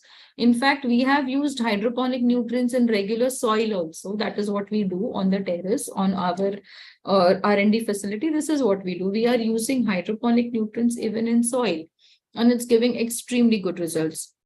Does the plant cycle reduce in hydroponics? To an extent, yes, because they are spending lesser energy. You are giving the nutrition that it wants in the right amount. So flowering is better, flowering is faster. So slightly, yes. So maybe in soil, if you take 3 cycles, in hydroponics, you can take 4 cycles. Okay, what about the yield increase in quality? As I told you, around 1.5 times yield increase can be seen. Quality definitely it can be better, is better. So in most of the cases, quality is much better. So I think that's about the presentation. If you have questions or if there was something that was confusing because it's too technical and too lesser time to cover it in more detail. So if you have any questions, you please ask. Thank you so much, ma'am. It was really a wonderful session, and in a small duration of time, you have covered both the topics. And coming to the questions, I can't see any questions from our chat box from our participants, as you have already answered many common questions what participants are having. They have sent us that what are the side effects of hydroponic vegetables.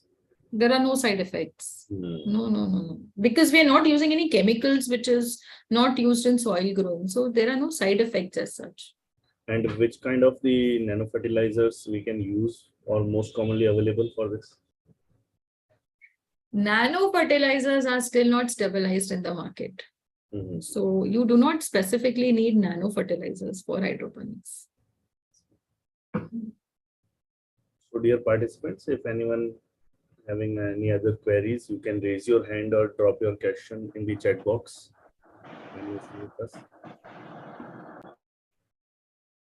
You can unmute yourself.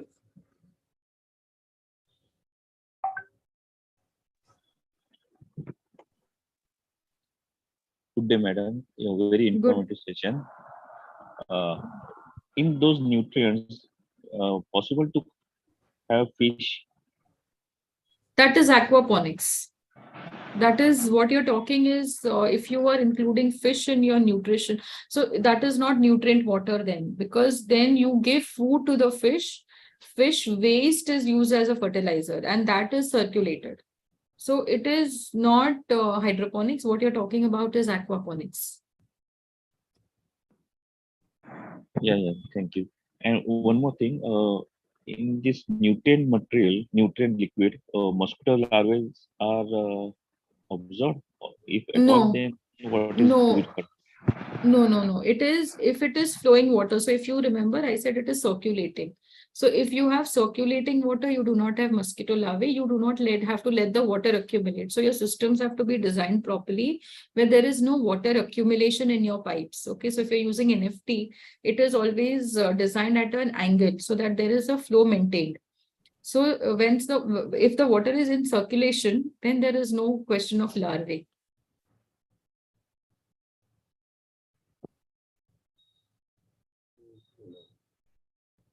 So there are some questions that are coming up. If what will be the approximate setup cost? Leafy vegetable semi-automatic, it again depends, madam. 10,000 square feet may you can have multiple systems. Okay, so if you are planning leafy vegetables in NFTs, then the cost is going to be as per channel cost. Okay, and how do you want to make your systems? What leafy vegetables you want? Okay, so it does not matter whether it is 10,000 or 1 acre. It depends totally on the system. You can have a 10,000 square feet as costly as 1 acre setup. Depending on what you want to do. Maintenance cost is all dependent if you are hiring one person, one manpower, so it is all dependent on that. There is also one more question, ma'am. Saran Sundar is asking why we are not going for 100% organic in hydroponics. See, organic has a definition. If you see the organic definition, one is one criteria is the presence of microorganisms, okay, beneficial microorganisms which work in the soil, okay, and you are not adding anything which is inorganic. Here, your entire nutritional recipe is calculated, quantified, and then added. Okay, so first is you are using inorganic nutrients to make your nutritional recipe, first point. Second is you are not using any microbes, because what are you going to break down? You need microbes to break down complex organic molecules like your manure or your compost. They will break. Remember, I told you, even if you had organic, it has to be broken down to the simplest of forms for roots to absorb, which is done by microbes. So in none of the hydroponic systems, you need or you actually are using microbes. People have now slowly started using, as I told you, seaweeds and humic in, say, substrate-based systems, or in the water also, sometimes in the water-based systems. But then you cannot call it completely organic because you are just adding those things, but you are giving inorganic ions as well. So that is why you cannot claim it to be 100% organic. You can definitely claim it to be residue free because you have not used any pesticides. Thank you, ma'am. One more question is from Mr. Vicky Meena, ma'am. He's asking if you are going for the aquaponic, is there any need for the nutrients apart from the fish nutrition?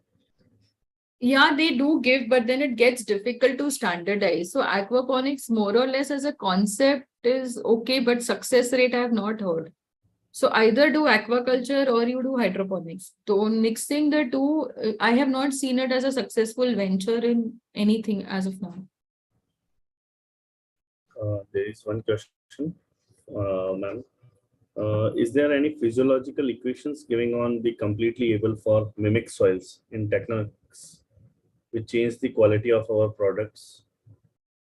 I did not actually understand the question. Soil, I actually didn't understand the question. If whoever is asking, if she wants to get in touch with me to understand it better, can get in touch with me, because I didn't. Yeah. This is my question. Shall I ask? Yeah, please ask. Please ask. Yeah, ma'am, actually there are many physiological equations going on in the soil, and are we completely able to mimic soil in this technique? And if not, then do we see any change in the quality of our products, and how we are able to justify doing that? Like because we are somehow we are trying to mimic the technique that is we are using in soil, no, ma'am. So we are trying to mimic the technique. So are we able to completely mimic the technique when we are using hydroponics? And if not, then do we see any change in the quality of our products now? So if I have understood you, one thing is we are not mimicking any technique. One thing is we are just replacing soil. One reason for doing or looking out for an alternate technique was the bigger picture at the global level is soils are getting barren. Lands are getting barren, soils are getting infertile because of excessive fertilizer use, excessive pesticide use, excessive cultural operations that we did, which have made the soil lose its fertility. So there are instances around the world where the soil is reached such a point that you cannot restore the fertility back. Okay, that is the situation. And the population is growing. You need to provide it with food. Food security is a big question mark globally. So you had to look out for alternate techniques to grow food. So hydroponics, as I told you, it's an alternate technique. It is not mimicking anything.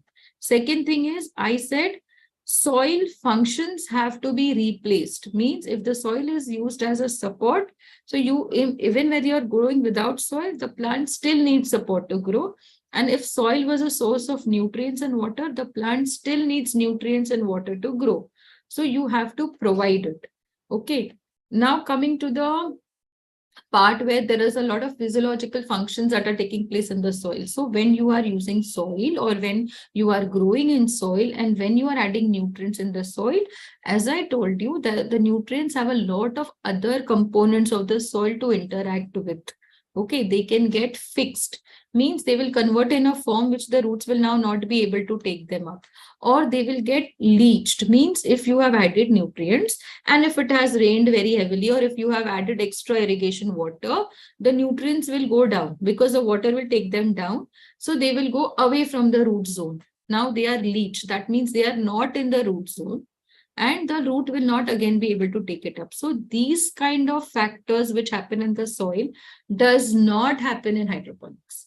So if that somehow answers your question, say, I don't know if you are satisfied with the answer, but maybe you need to reframe your question. I'm trying to sort of make you understand. Quality wise, the fruit quality, the vegetable quality, the yield quality is absolutely excellent. There is no, because you're using the same fertilizer sources, the same minerals that you are going to use in the soil, and the same thing you're using in hydroponics. So quality wise, there is, in fact, hydroponically grown are sometimes much better. Okay. The yield is more, and we are not mimicking anything as such. So it's a technique to grow plants, and you have to satisfy the plant growth requirements. That's it in one line. I don't know, Thank you, Preeti, ma'am. if you are convinced, or maybe you should reframe your question. I think so. No, ma'am. This was exactly I was asking about that reaching part. Like so. Thank you. So Yeah. much. Very well explained. Okay. Okay. Thank you, ma'am. These were the questions. One last question I would like to ask, ma'am. Few Sure. participants are from the Maharashtra region also, and there are a number of research scholars and undergraduate students also. So they are keen. Can you suggest any system of hydroponics or farm, or any expertise, those who can give the view visit and information? Yeah.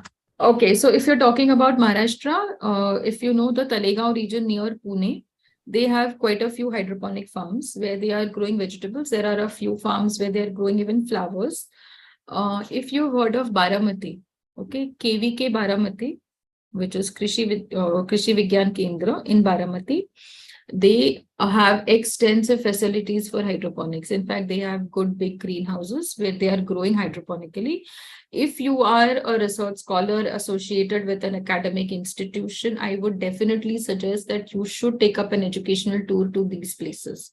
Okay, they are very accessible. Easily, you can just contact them. If you need any help from my end, I will help you with the numbers as well. Please do visit Baramati. I'm not promoting Baramati, but yes, it's a place worth visiting, and you will really get to learn a lot, especially not only hydroponics, in fact, about agriculture in general. So yes, you should definitely go to these places. Commercial farms, you may have to maybe take permissions from them. Whatever farms that I know of, I could help out with those. But these two places, you can just, at least KVK Baramati is online. You can apply and go. Yeah. Thank you so much, ma'am. I hope that all the queries from the participants are well justified and satisfied. It was a wonderful session. Thank you. So we will be hoping to listen you on some another day also. As our Sure, my pleasure. The third session has already joined. So Sure. I would like to thank you once again, ma'am. Thank you so much. There's somebody who has raised his hand. If you could just take up his query or just note it down. If it is related to me, I will get it answered. Okay. Yes, ma'am, in indoor farm, LED light is a huge light source, so it can affect in photo pollutions. No. Yes, Photo pollution. What did you say? Hello. Mr. Mukesh, you can repeat your question once again.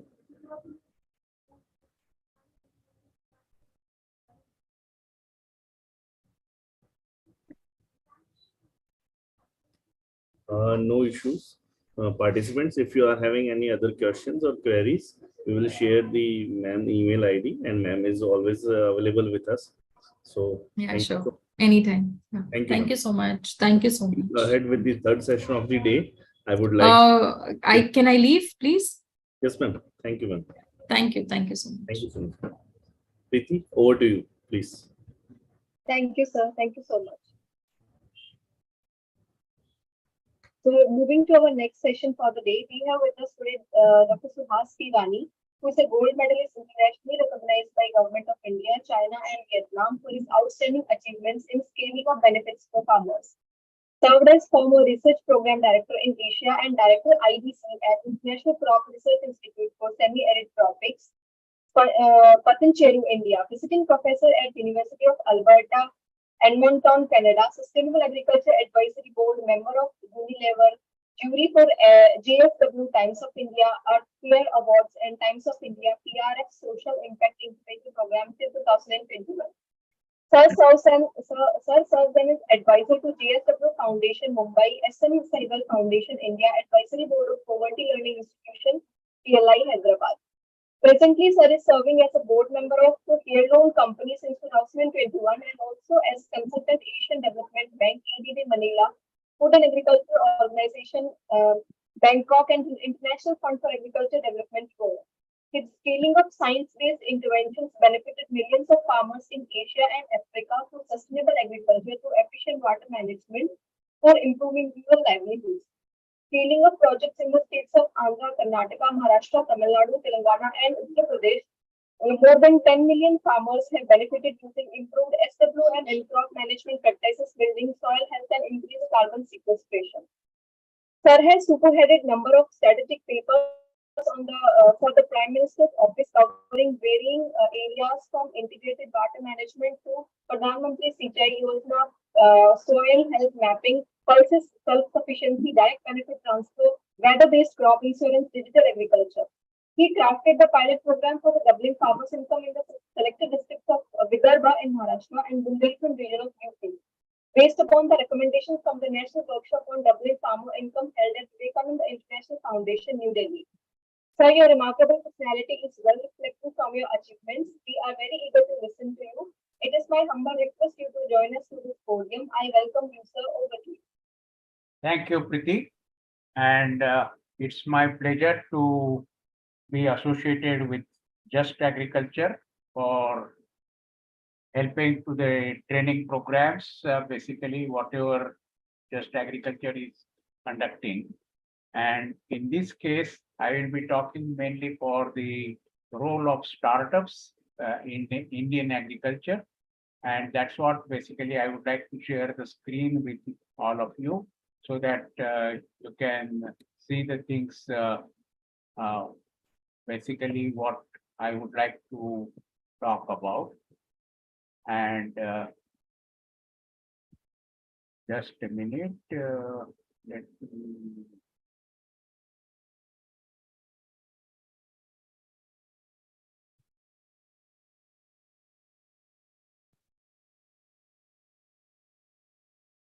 Are you able to see the things now, Preeti?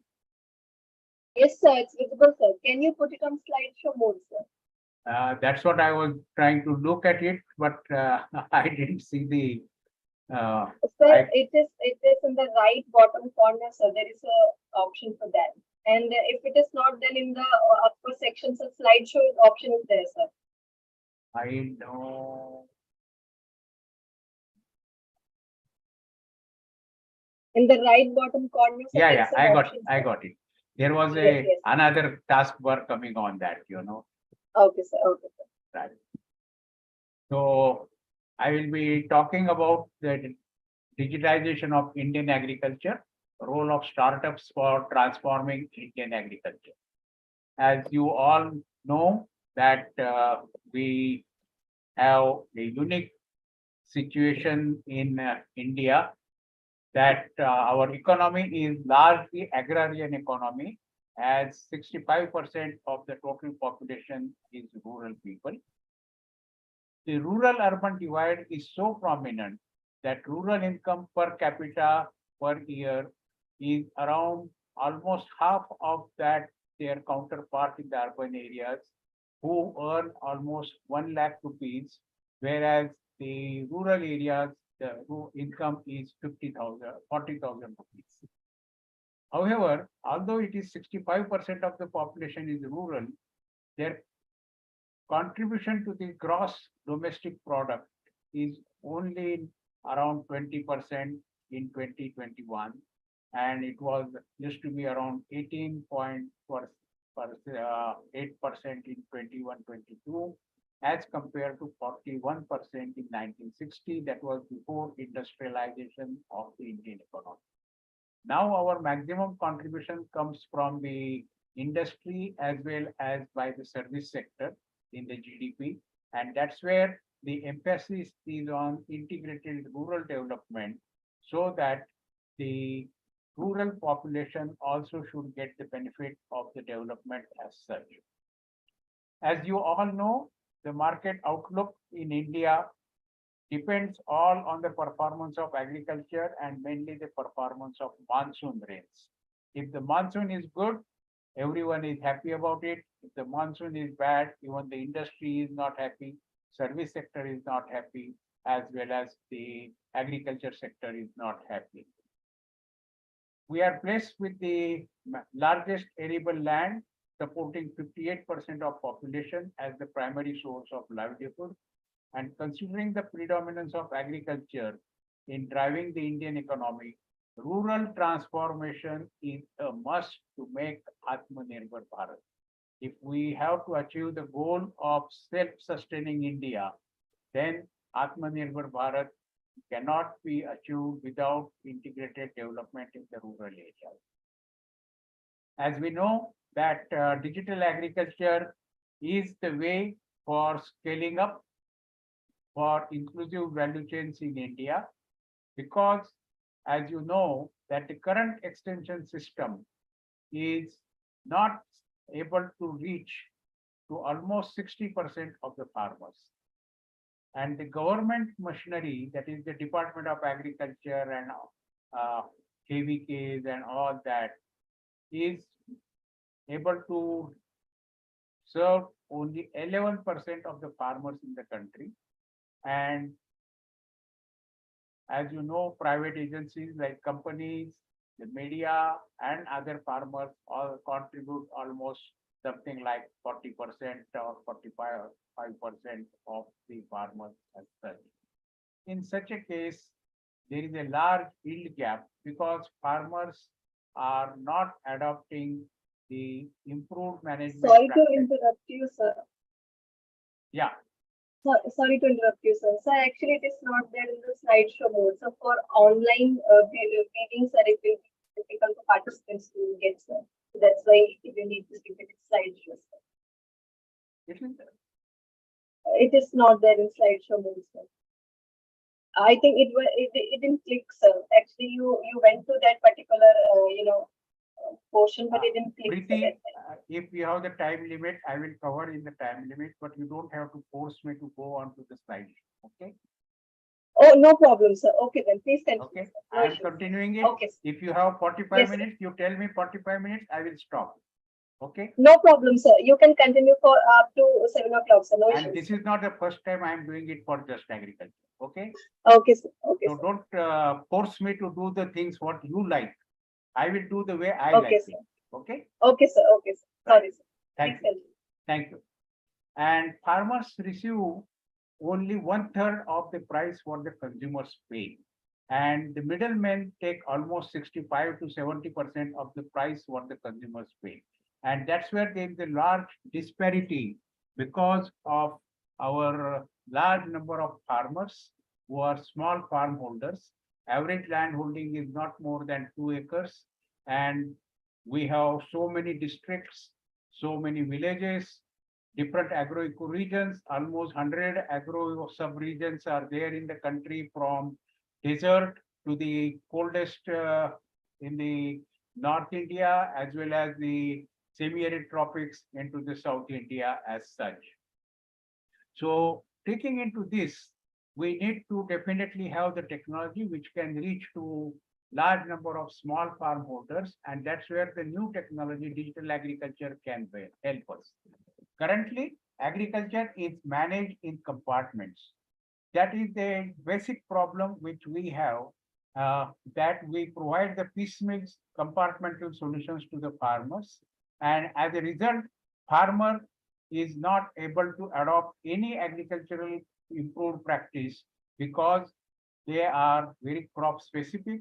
And one farmer grows 3 to 4 crops, plus he has the livestock, he has the poultry, plus he also works on the other things. So he or she cannot reach to so many service providers, and that's where we need the integrated solution. And basically, that's what we need, a behavioral change in the system to achieve the goal of sustainable agriculture. Otherwise, it is made a futile exercise only on the paper, and it doesn't reach to the farmers. Business as usual model won't work. We need a holistic approach in place of compartmental approach. We need the science-led development so that modern technologies can help in subsistence agriculture to business model. International standards are required in terms of modeling, big data, remote sensing, monitoring, evaluation and learning, water budgeting, drones, machine learning, artificial intelligence, and so on and so forth. But scaling up of any technology is very, very much required and critical for the development of rural areas in the country. A new proposition, that is building ownership along the value chain, is very much required. And that's where basically we need to transform the agriculture from sectoral to holistic, from subsistence agriculture. We need to have the marketable surplus. From productivity, we need to move to the profitability, and from vulnerability, we need to move to the sustainability, for which we have to have a consortium of service providers, consortium of knowledge developing institutes, as well as the supply chain, and as well as the input suppliers for the system, so that we can provide one-stop solution for our small farm holders. Because as you know, at the moment, we are basically MSP, that is minimum support price supported agriculture, but not the market-led agriculture. As you know, the recent example, the tomatoes price went up to 200 rupees, 50 rupees per kilogram. And the same tomato now, after 2 weeks or 3 weeks, it will be 25 or 40 rupees kilo, because of the non-information about the market for the farmers. And that's where basically the market plays with the farmers at the prices. So if you have to double the farmers' income, as our Prime Minister has envisaged, we need to increase the productivity along with reducing the post-harvest losses, because almost 1/3 of the food what we produce is lost in the process of reaching to the consumers. And finally, we need to increase the profits. And for that, there are two different chains we have to adopt for increasing the profitability. We need to reduce the cost of cultivation. We need to have the value addition through value chain, where the farmer producers organizations are helping to overcome the problems associated with the small farm holders. We need to have the market linkages and market-led production systems instead of minimum support price production system. We need to reduce the post-harvest losses and minimize the risk, and that all will enhance the profitability. But for increasing the productivity, we need to bridge the yield gaps, crop intensification. We need to undertake wherever the lands are available, moisture is available, like rice fallow areas. I am not sure with how many of you are aware that 3 years back, India used to import minimum 6 to 7 million tons of pulses.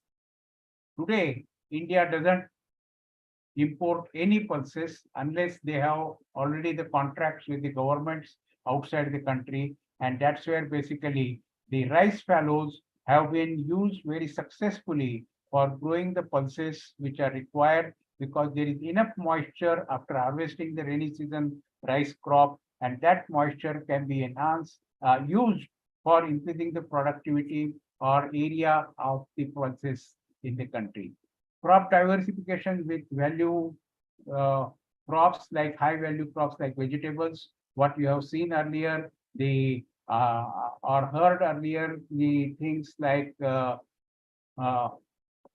soilless culture, hydroponics, as well as the greenhouse cultivation and use of nutrients, as well as the drip systems into the polyhouses and so forth, so that the temperature, humidity can be controlled, and then you can produce the particular crop throughout the year.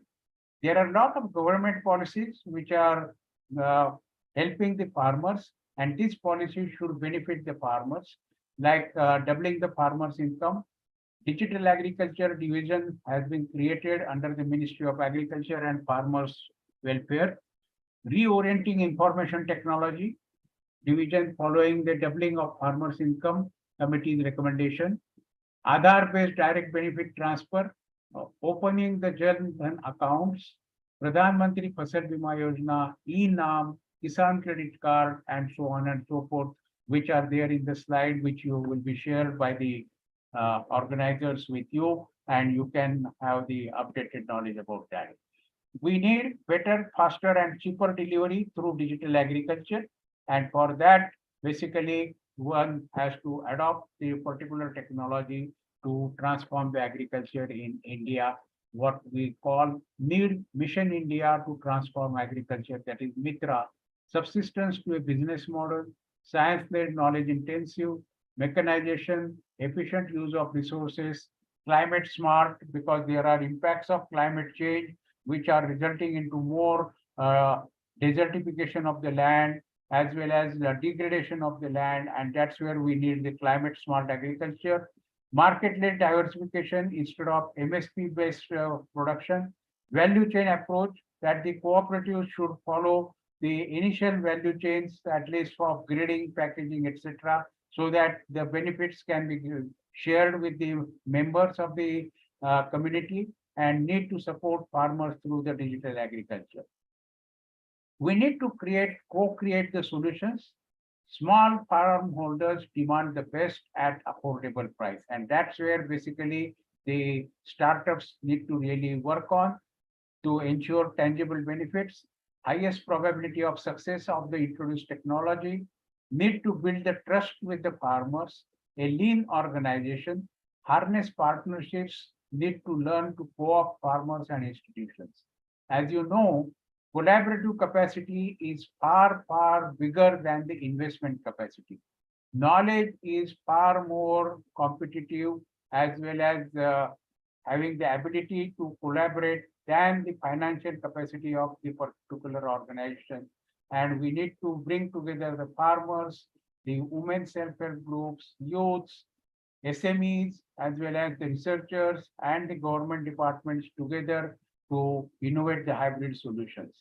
Our challenges basically are the water scarcity, impacts of climate change, increasing the land degradation, as the previous speaker has highlighted. We need to address the issue of malnutrition in the country, as well as low incomes, the income disparity in the rural areas and the urban areas need to be addressed. And of course, food security, as India is free from absolute poverty, but still there is hunger in India, where about 14% of the population does not get assured for the 2 meals in the day.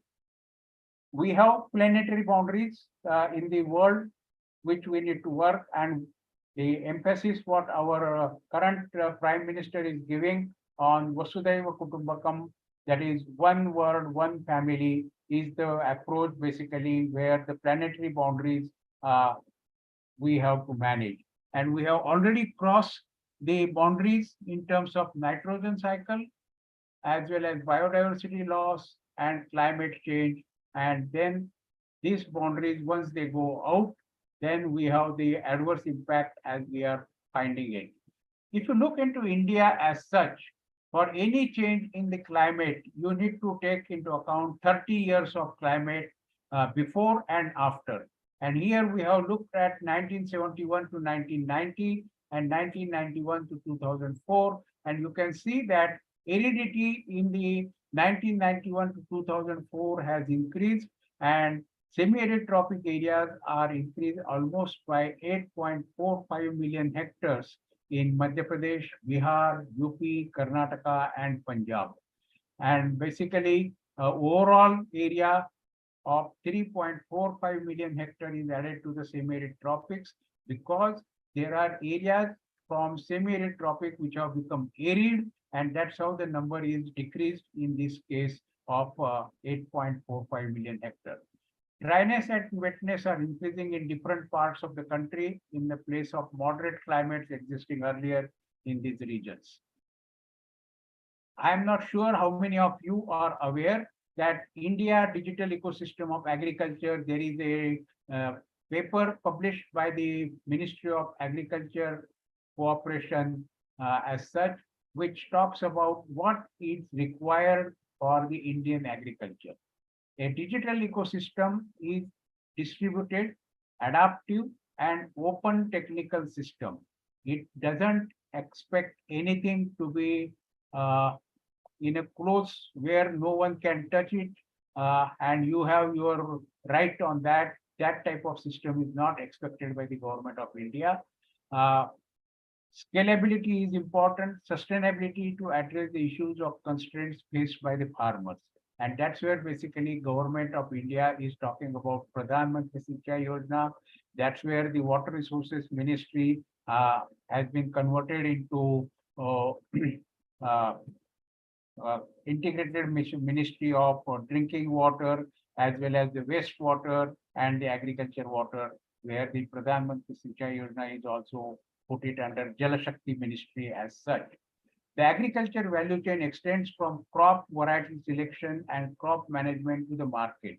So if you are trying to play in this space, then in that case, you need to link downward as well as upward so that you become the integral part of the system.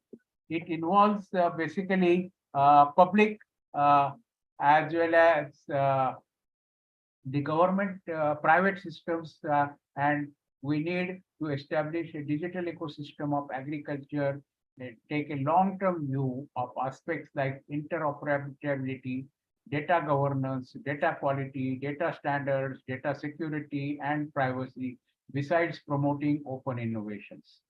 Need decentralized federated agriculture, because as you know, in the country, agriculture is a state subject, and central government has very limited role to play. So we need basically plug-in, plug-out model for this sort of digital agriculture as such.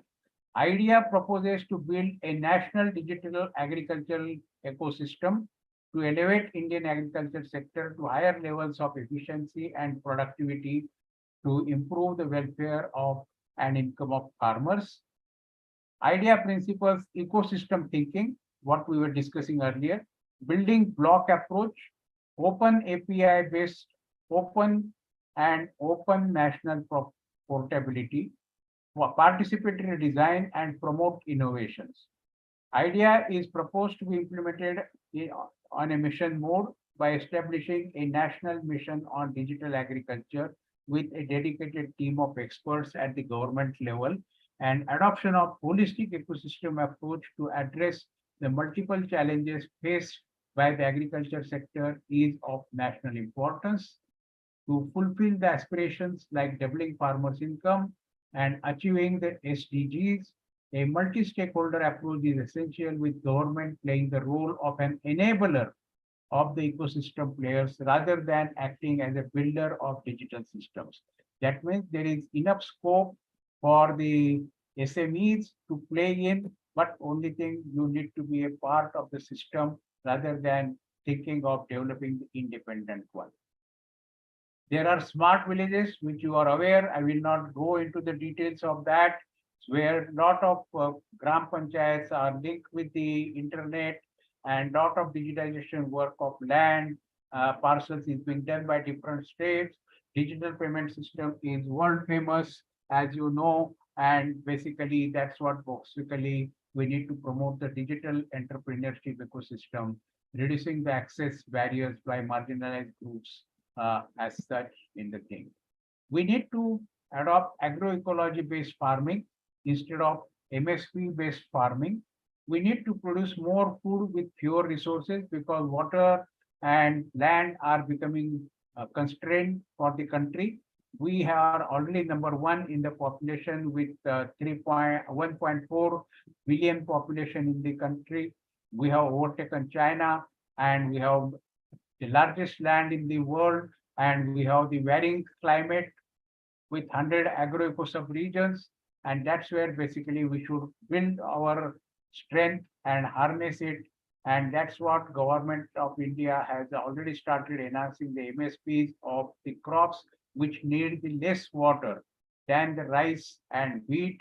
And that's why during 2023, we have International Year of Millets, which are promoting the millets which can come up in the smaller time, about 75 to 90 days. Millets you get, sorghum you can get up to 110, 120 days. And that's where good for health, good for the planet, good for the farmers, good for the population as such. We need market-driven diversification because as you know, that the incomes are increasing, the choices also are changing. Many more people are consuming the fruits and vegetables as such, and that's where we need to produce. So co-creation of solutions, basically we have already talked about it. And for that, we need to adopt the 4 ISEX approach to manage the agriculture as such. It should be integrated approach. It should be inclusive of all stakeholders, impact-oriented implementation, and innovative approach. It should be sustainable. It should be science-based, socially acceptable, and scalable. And it should be consortium approach so that we can build the partnerships through public-private, people-centric partnerships, convergence of water sector schemes and policies instead of compartmental approach. Already government is trying that, but we need to be having the impact on the bottom of the pyramid also. Cooperation of all stakeholders through collectivization, because we have small farm holders who are exploited by the big players like market players, and that's where the role of FPOs comes in, who have better negotiating power, and that's where they can have the direct purchase for the inputs from the providers or the producers, as well as they can be good sellers for the market, for the supply chains as such.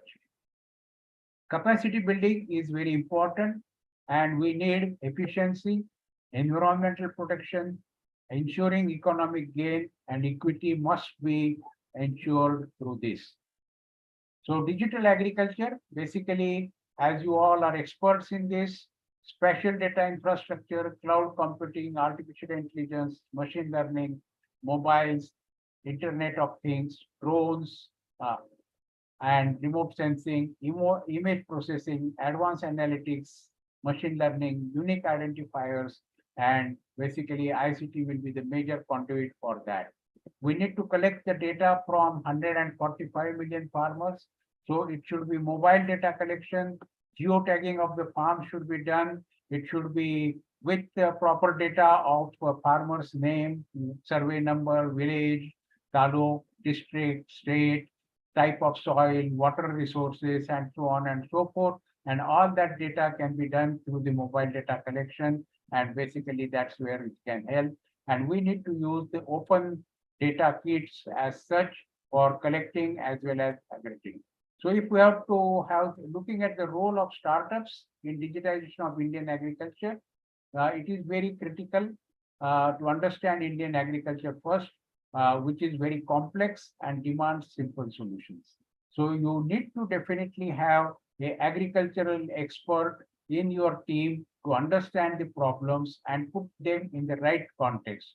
Many times we think that IT, we can provide all the solutions, but that is a myth and that cannot happen for any discipline. Even in agriculture, we need to understand other disciplines like crop production, soil fertility management, water management, insect management, and so on and so forth. And as already told that India has already surpassed China. We were expected to be number one in 2027, but in 2023, we are already number one. And that's where basically we need to ensure that their global population by 2025 will be concentrated in just 8 countries in Asia, including India, Pakistan, Philippines, Africa, China, etc. Agriculture provides the livelihood to, as we have already discussed, and during COVID-19 pandemic, it was the only sector which showed the positive growth. Green shoots were seen only in agriculture sector than any of the service sector or industrial sectors as such. And that's where ensuring food and nutrition security for the growing population, which is estimated to be 1.7 billion by 2050, remains a challenge because 55% of agriculture is rain-fed. Semi-arid areas are increasing, droughts because of impacts of the climate change are increasing, and India is among the largest producers of several agricultural products. However, our productivity is nowhere near the optimum or average yield of the world in the country, in the world. So that there is a huge scope for us, for agriculture to be a growth engine, not only for the development of India, but also for the development of the world as such. And we can use the digital agriculture in monitoring, evaluation, and learning framework through data collection, reporting, knowledge sharing, and look at the agriculture impact as such. As we were saying, India is the largest producer of pulses, milk, tea, spices, cashew, and jute, and is the second largest producer of rice, wheat, fruits, vegetables, sugarcane, cotton, and oilseeds. More than 100 crops are grown, and we have more than almost 60 soil types out of 100 soil types which are there in the world. 100 agro-ecosystem regions covering 28 states, 9 union territories, 687 districts, and more than 600,000 villages. It is almost 6 million villages and 145 million farm holders. Considering the vast canvas of agriculture for soils, weather, agro-ecosystem research, sub-regions, water availability, water quality, market linkages, financial institutions, and so on, is a daunting challenge for data collection, sanitization, harmonization, and security. And that's what basically every MSME need to look at, that what is your arena which you want to enter into, and then that arena should be covered appropriately for all these things. To check the quality of the data before getting onto the unified platform for the country, state, district, taluka, block, mandal, and village level is a daunting challenge. There are hundreds of platforms providing compartmental solutions to the farmers at present. However, not much impact on the ground, as farmers need holistic solutions for their complex problems. There is an urgent need to have a reliable, dynamic, and integrated platform as envisaged by the government India under the project idea for authentic solutions for farmers.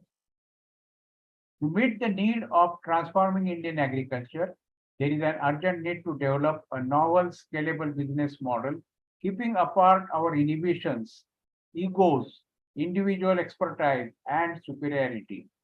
Basically, with 46 of the 60 soil types in the world, we have a great potential.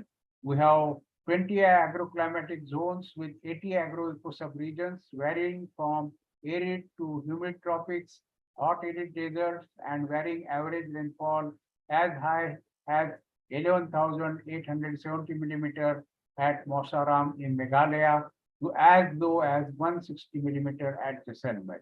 We are having the highest rainfall in the world at the place in Meghalaya, and the 1.4 1.4 billion plus population, we can be a powerhouse, not only for our country, but also for the world.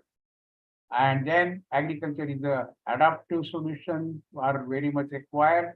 Indian agriculture is at the nexus of three of the greatest challenges of the 21st century, such as water, energy, and land to achieve and sustain food and nutritional security. As far as energy is concerned, you are well aware, India is doing its job quite well. India is the only country out of G20 which has met its commitment for the climate change impacts. And you know that solar energy, wind energy, biofuels, hydrogen energy are being used for the transportation and other things, basically. And our meeting the food demand for the growing population in tropical India with limited arable land and water resources is a challenge during the 21st century. During 2011 census, India entered the League of Water Deficient Nations. We have almost something like 900 cubic meters per person at the moment. And once the country goes below 1700, then it is water stress. And as you know, by 2025, 1/3 of India will have physical scarcity of water. Whatever we do, and India should not have the water problem because our average rainfall is around 1100 millimeter. It is sheer mismanagement of water resources because of which we are water scarce country as such. And that's where the management of water is very important.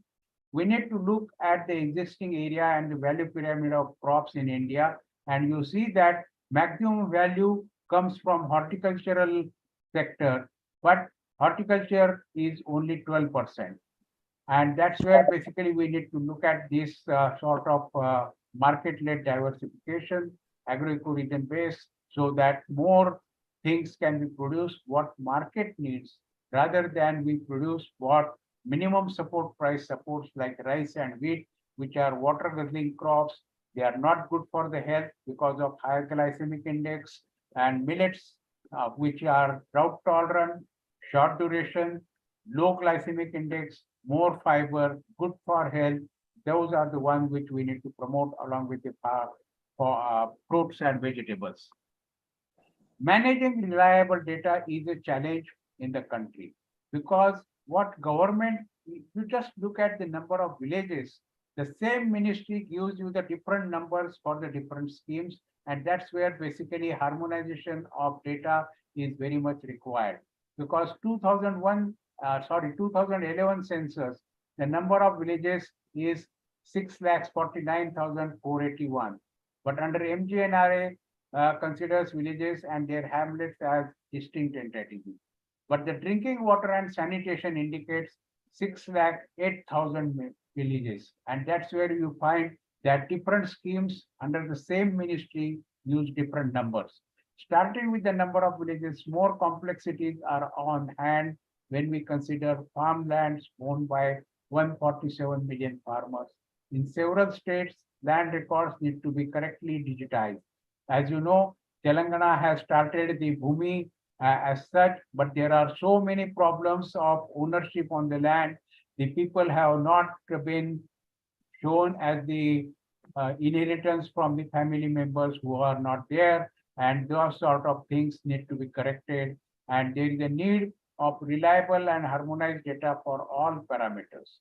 New technologies like remote sensing, geotagging of farms, simulation modeling, information technology need to be used along with the physical, demographic, meteorological data, and most important is the human resource data. What is required is skill mapping, and digitizing human resource data at national level will go a long way.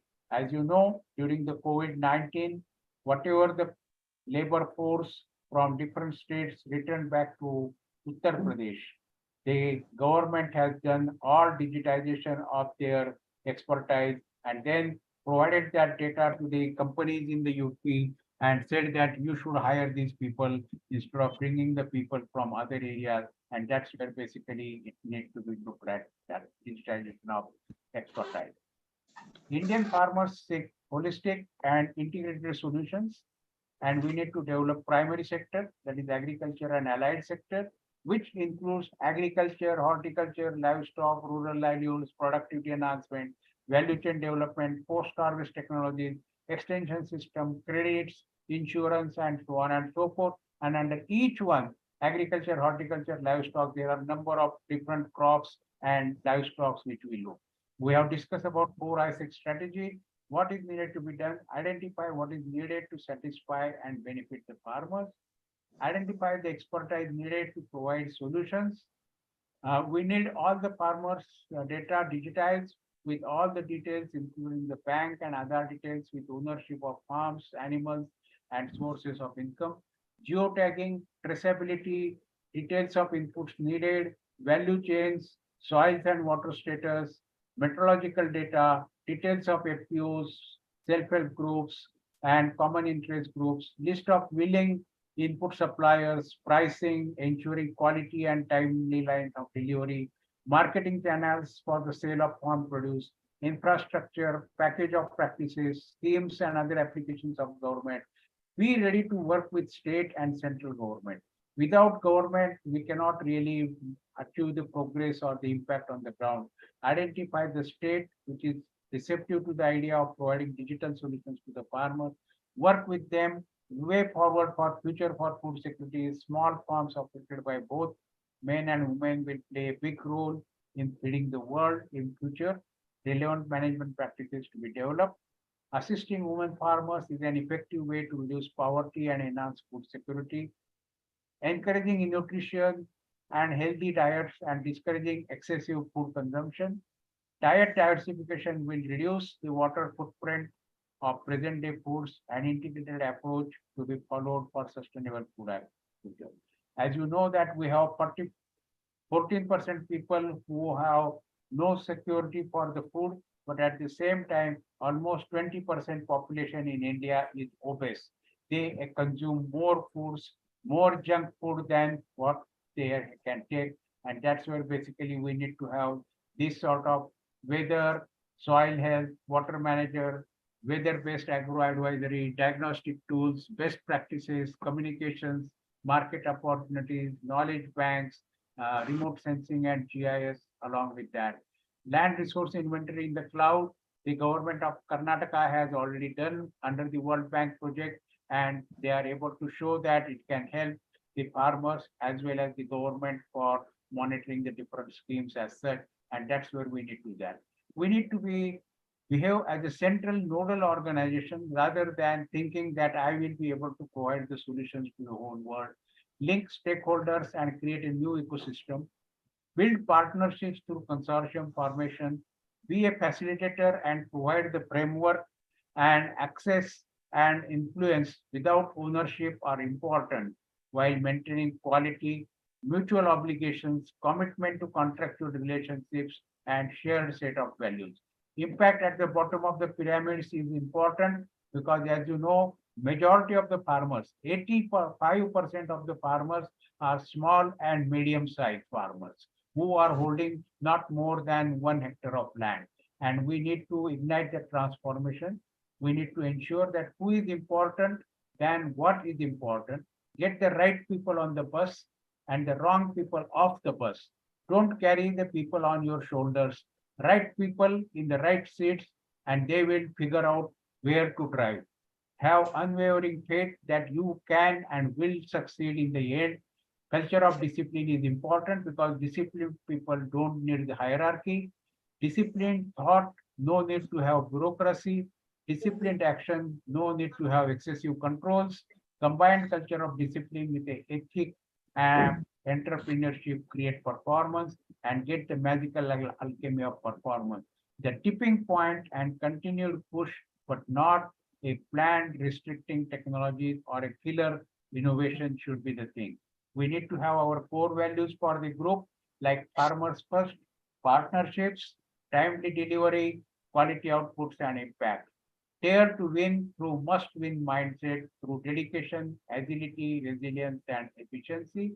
Building a good emotional rapport with the commitment, clarify the expectations, show personal integrity, admit mistakes if you do, and leadership For expanding the positivity, basically we need to have magnanimous and anticipatory leadership, visionary and not imposing, good team builder without favoritism and terrorizing the people in the team, able to harness strengths of the team members, tactical to grasp the issues, context and situations, ability to convince different stakeholders, courageous and able to absorb the shocks, excellence in science recognized amongst the peer policymakers and farmers, not a blind follower, but a dynamic and independent thinker.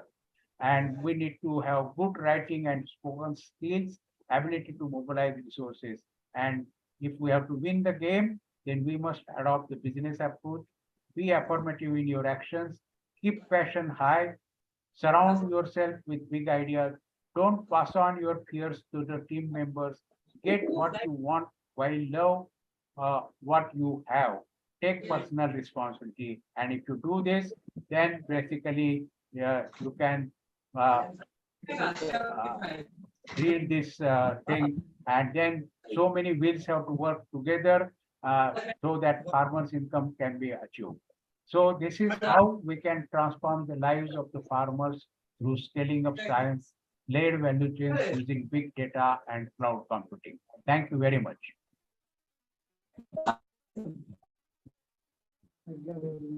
Thank you so much, sir. It was a wonderful session, and I'm definitely. I know that, sir, this session would be definitely helpful to our participants. And now I would like to request our participants if they have any queries or questions, so they can put it directly in the chat box, or else they can communicate to sir also. So, sir, we will wait. I think our participants will be asking.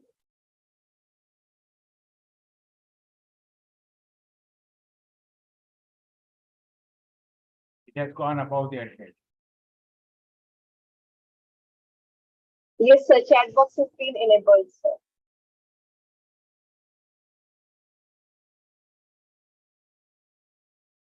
So, dear participant, chat box has been enabled, so you can directly put your questions there, or you can unmute also yourself, and you can directly communicate to sir also.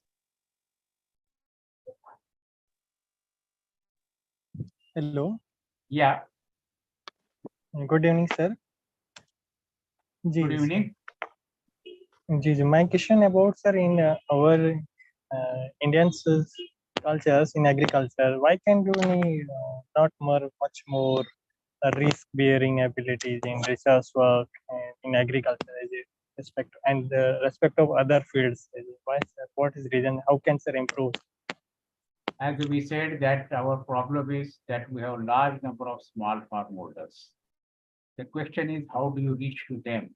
As I told, our extension system is not reaching to the 59% of the farmers. And that's where basically our problem comes, that we provide the compartmental solutions.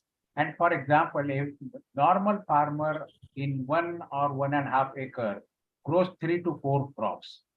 If for 3-4 crops management package of practices, he has to consult 3 different service providers, he doesn't have that sort of patience and time.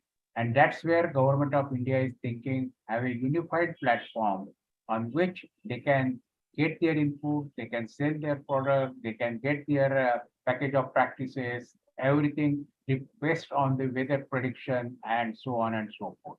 And that is the reason why we are not able to transform. But as you know, that India has moved from sheep to mouth syndrome to the surplus syndrome now. We have excess wheat and rice production as compared to 1960s, when we were importing the wheat and maize and sorghum from United States, which was supposed to be a cattle feed. There our human beings were eating. From there, because of green revolution, India has become surplus producer. And as you know, during COVID, India has helped so many countries with the food system, along with the basically the vaccines and so on and so forth, so that they should survive and they should have the good life with them. So that is the main issue, that what we our thinking is more bureaucratic. In the agriculture sector itself, there will be different streams under different departments which hold tightly, and the next person, what he or she is doing, you don't know. And that is the issue, main thing, which is coming for transforming the agriculture. Okay. Thank you, sir. Thank you, sir. Sir, there is a question in the chat box from Sai. So she's asking, sir, lots of startups are having difficult time these days. So which startups has bright future, and also, sir, if they are having these difficult times, so how to overcome these kind of things, sir? See, as I was highlighting that startups think that they will be able to develop a business model by having solutions for a particular crop, or package of practices, or water management, or fertility management, and so on and so forth. But farmers need a holistic solution. So that's what I was recommending, and as Government of India is also expecting, that you should form a consortium of different startups who are providing the different solutions, identify a particular state, and then identify a particular district where you need to concentrate by the consortium of startups to provide the integrated solution, so that government also becomes interested and look at the consortium rather than dealing with 10 different startups and then coming up with the things that, sorry, this doesn't work, farmers don't adopt. And that's why, because farmers don't adopt the things, because they don't have that much time. And same thing will happen with us also. If, as you know, on WhatsApp, how many of you look at the WhatsApp messages from all the groups or all the contacts every day? Limited. And that's what definitely happens with the farmers also. So many people go and say, I will provide you the solution for inputs, I will provide you the solution for market linkage, I will provide solution for water management, fertilizer management, input supply, and so on and so forth. That farmer doesn't want it. And that's why government has developed the farmer producer organization. So identify maybe 10 or 20 farmer producers organizations at the beginning. I assess the needs assessment, undertake first, and as per that, bring the appropriate partners who have already developed the job on them, bring them together, develop a common platform, and then share the basically the success also with all the partners. In consortium, it is very important that out of 10 consortium partners, if 5 deliver the goods and 5 are only facilitators, the facilitators also need to be given the credit for that. And that's where basically the consortium principle works. Building partnerships needs more time and more investment than having only on the paper partnerships. As you know that in many government departments, you see that we have this partner, that partner. When someone comes for review, you show that all that and 1 or 2 good bright spots you show, and then cover up the things, which doesn't work with the farmers. Very well said.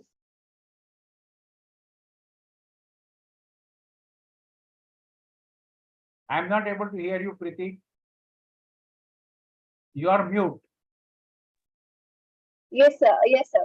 So thank you so much, sir. There are no more questions in the chat box now. Thank you very much, Preeti, and my apologies for telling you in the beginning, because that's okay, sir. That's totally okay, sir. I am not accustomed to that. That's what happens, That's totally okay, sir. So thank you so much for joining and sparing your valuable time. So thank you so much for the session. Thank you very much. Thanks. Bye. Bye, everyone, and have a good day.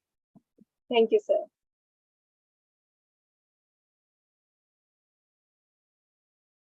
So, dear participants, our next guest will not be joining today.